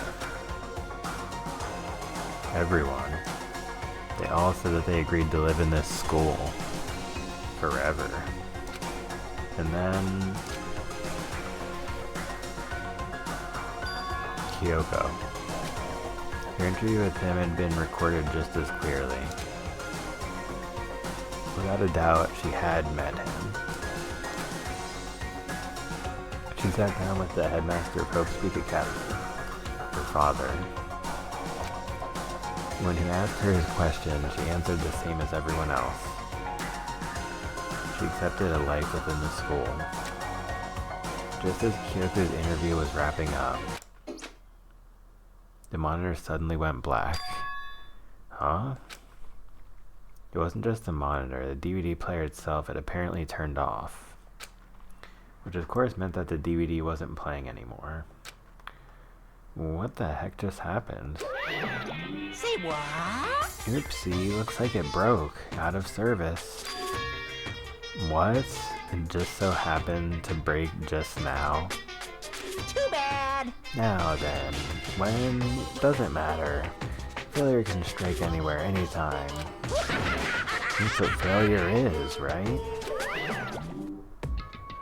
Failure my ass. You cut the power on purpose. Well, whatever. Even if I watched the whole thing, it'd just be more of the same. You'd ask them the question, they'd all say yes. Couldn't help myself. I let out a huge, exasperated sigh. But as I did, I remembered something. That's right. I fainted too, and when I woke up, I noticed a strange feeling of separation within myself, a disconnect. It would seem... Thinking back on it now, at that point my memory was gone. At that time, I'd forgotten. I couldn't remember why I'd come to this school. I couldn't remember what my ultimate ability was. But what would make you forget all that? Hey, Strange, isn't it? It's hard to imagine it happened by chance. It seems much too convenient. A convenient outcome. Something that seemed to obviously work in favor of the mastermind. So does that mean I've lost my memory too? What about the others? Have we all forgotten? Or...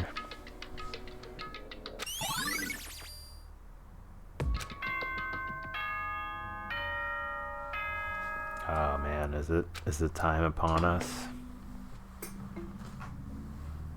For anything that has a start, there has to be an end. Well, And if the end comes, then that means it's time for a fresh start. There is no night that doesn't have a dawn. Although that dawn is totally pitch black. There is no storm that won't eventually end. bro, is that a Stormative reference? Of course, then that leads to drought. But as I said, every end is a promise of a new beginning. And every new beginning comes from some other beginning's end. Yeah. Which is why I'm sure we'll get to meet again, because the end is only the beginning. Okay, whatever. Anyway, let's get started. The beginning of the end of the class trial. Holy. Everyone gather once again at you know where. Holy. Man, that was crazy. It's about to begin again. The class trial is going to start. The final class trial. The last time all our lives will be on the line. The last time hope and despair are on the line. I don't have a choice. I have to do this. Okay then. This is the end.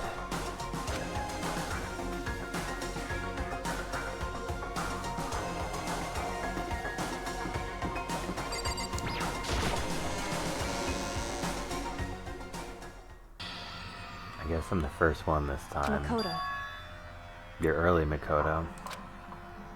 listen. Does that mean you feel prepared? Yeah, for now at least. But where's everyone else? Why aren't they here yet? However, Don't worry, I'm sure they'll be here soon. Just like she said.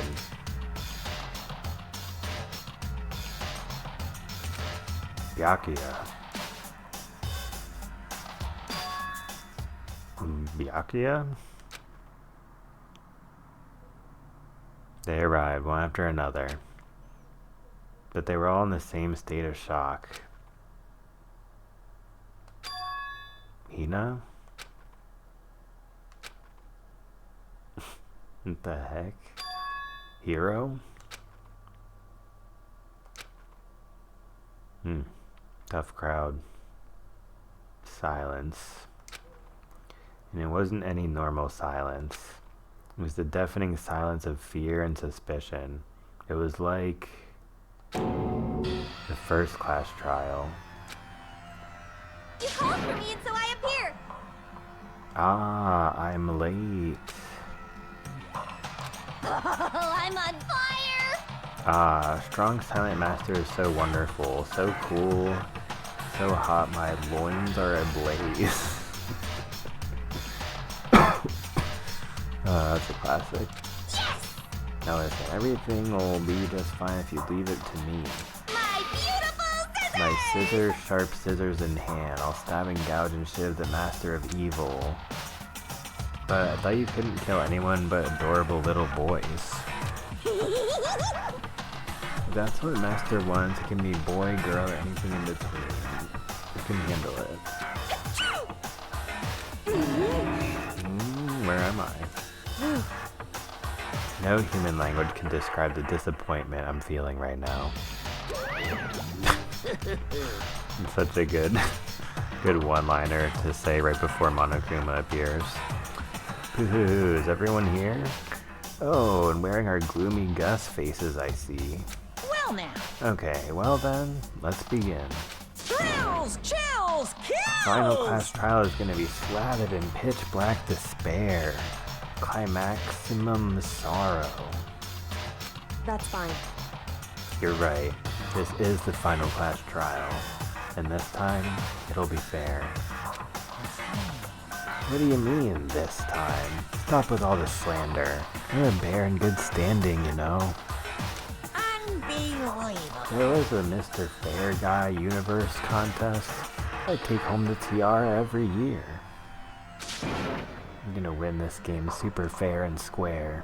Today, I'm feeling white. Wait, what did he say? Today I'm feeling white. Well, make sure everyone watching at home knows that despair is mightier than the hope. Wow. Stop talking. Enough of your tedious drivel. Begin the trial already. Sure. Let's begin the trial already.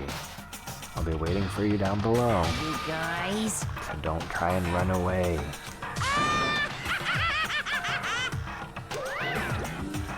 Laughing as loud as ever, Monokuma disappeared. Whatever. In the name of my family. This will be over in no time. With an inexplicable confidence, Byakuya was the first into the elevator. One by one, the others followed.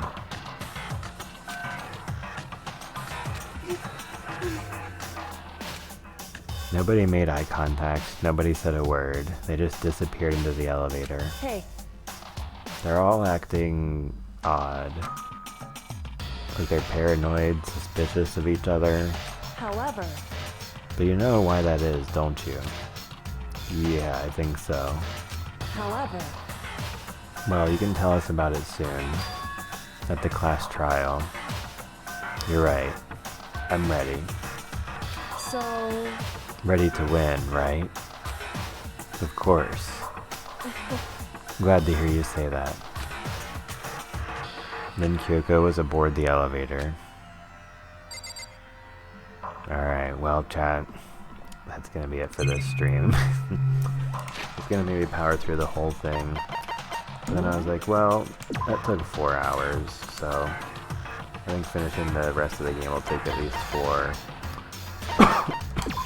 But this was the penultimate Danganronpa Trigger Happy Havoc, because we'll certainly finish the game next time.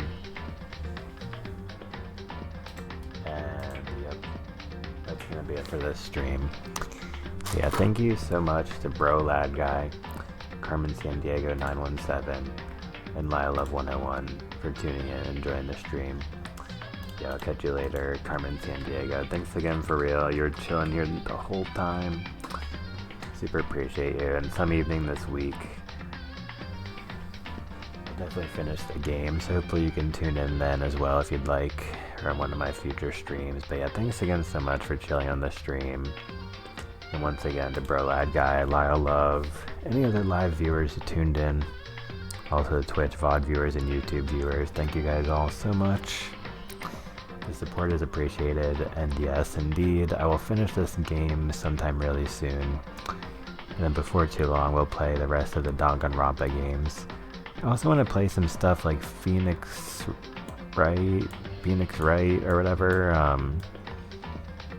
and Ace Attorney, yeah, whatever they call that thingy, and then play some of the Steins Gate, you know, and yeah, there'll be a lot of cool visual novels, and we'll also play some more of the video games, including but not limited to Super Mario World, The Binding of Isaac, UFO 50, Street Fighter 6, and a lot of other cool stuff will be coming really soon. So I hope you all will be looking forward to that. But yeah, that's gonna be it for me, guys. So yeah, really fun stream. This game is so amazing and well written and incredible, and it's been an honor to play it.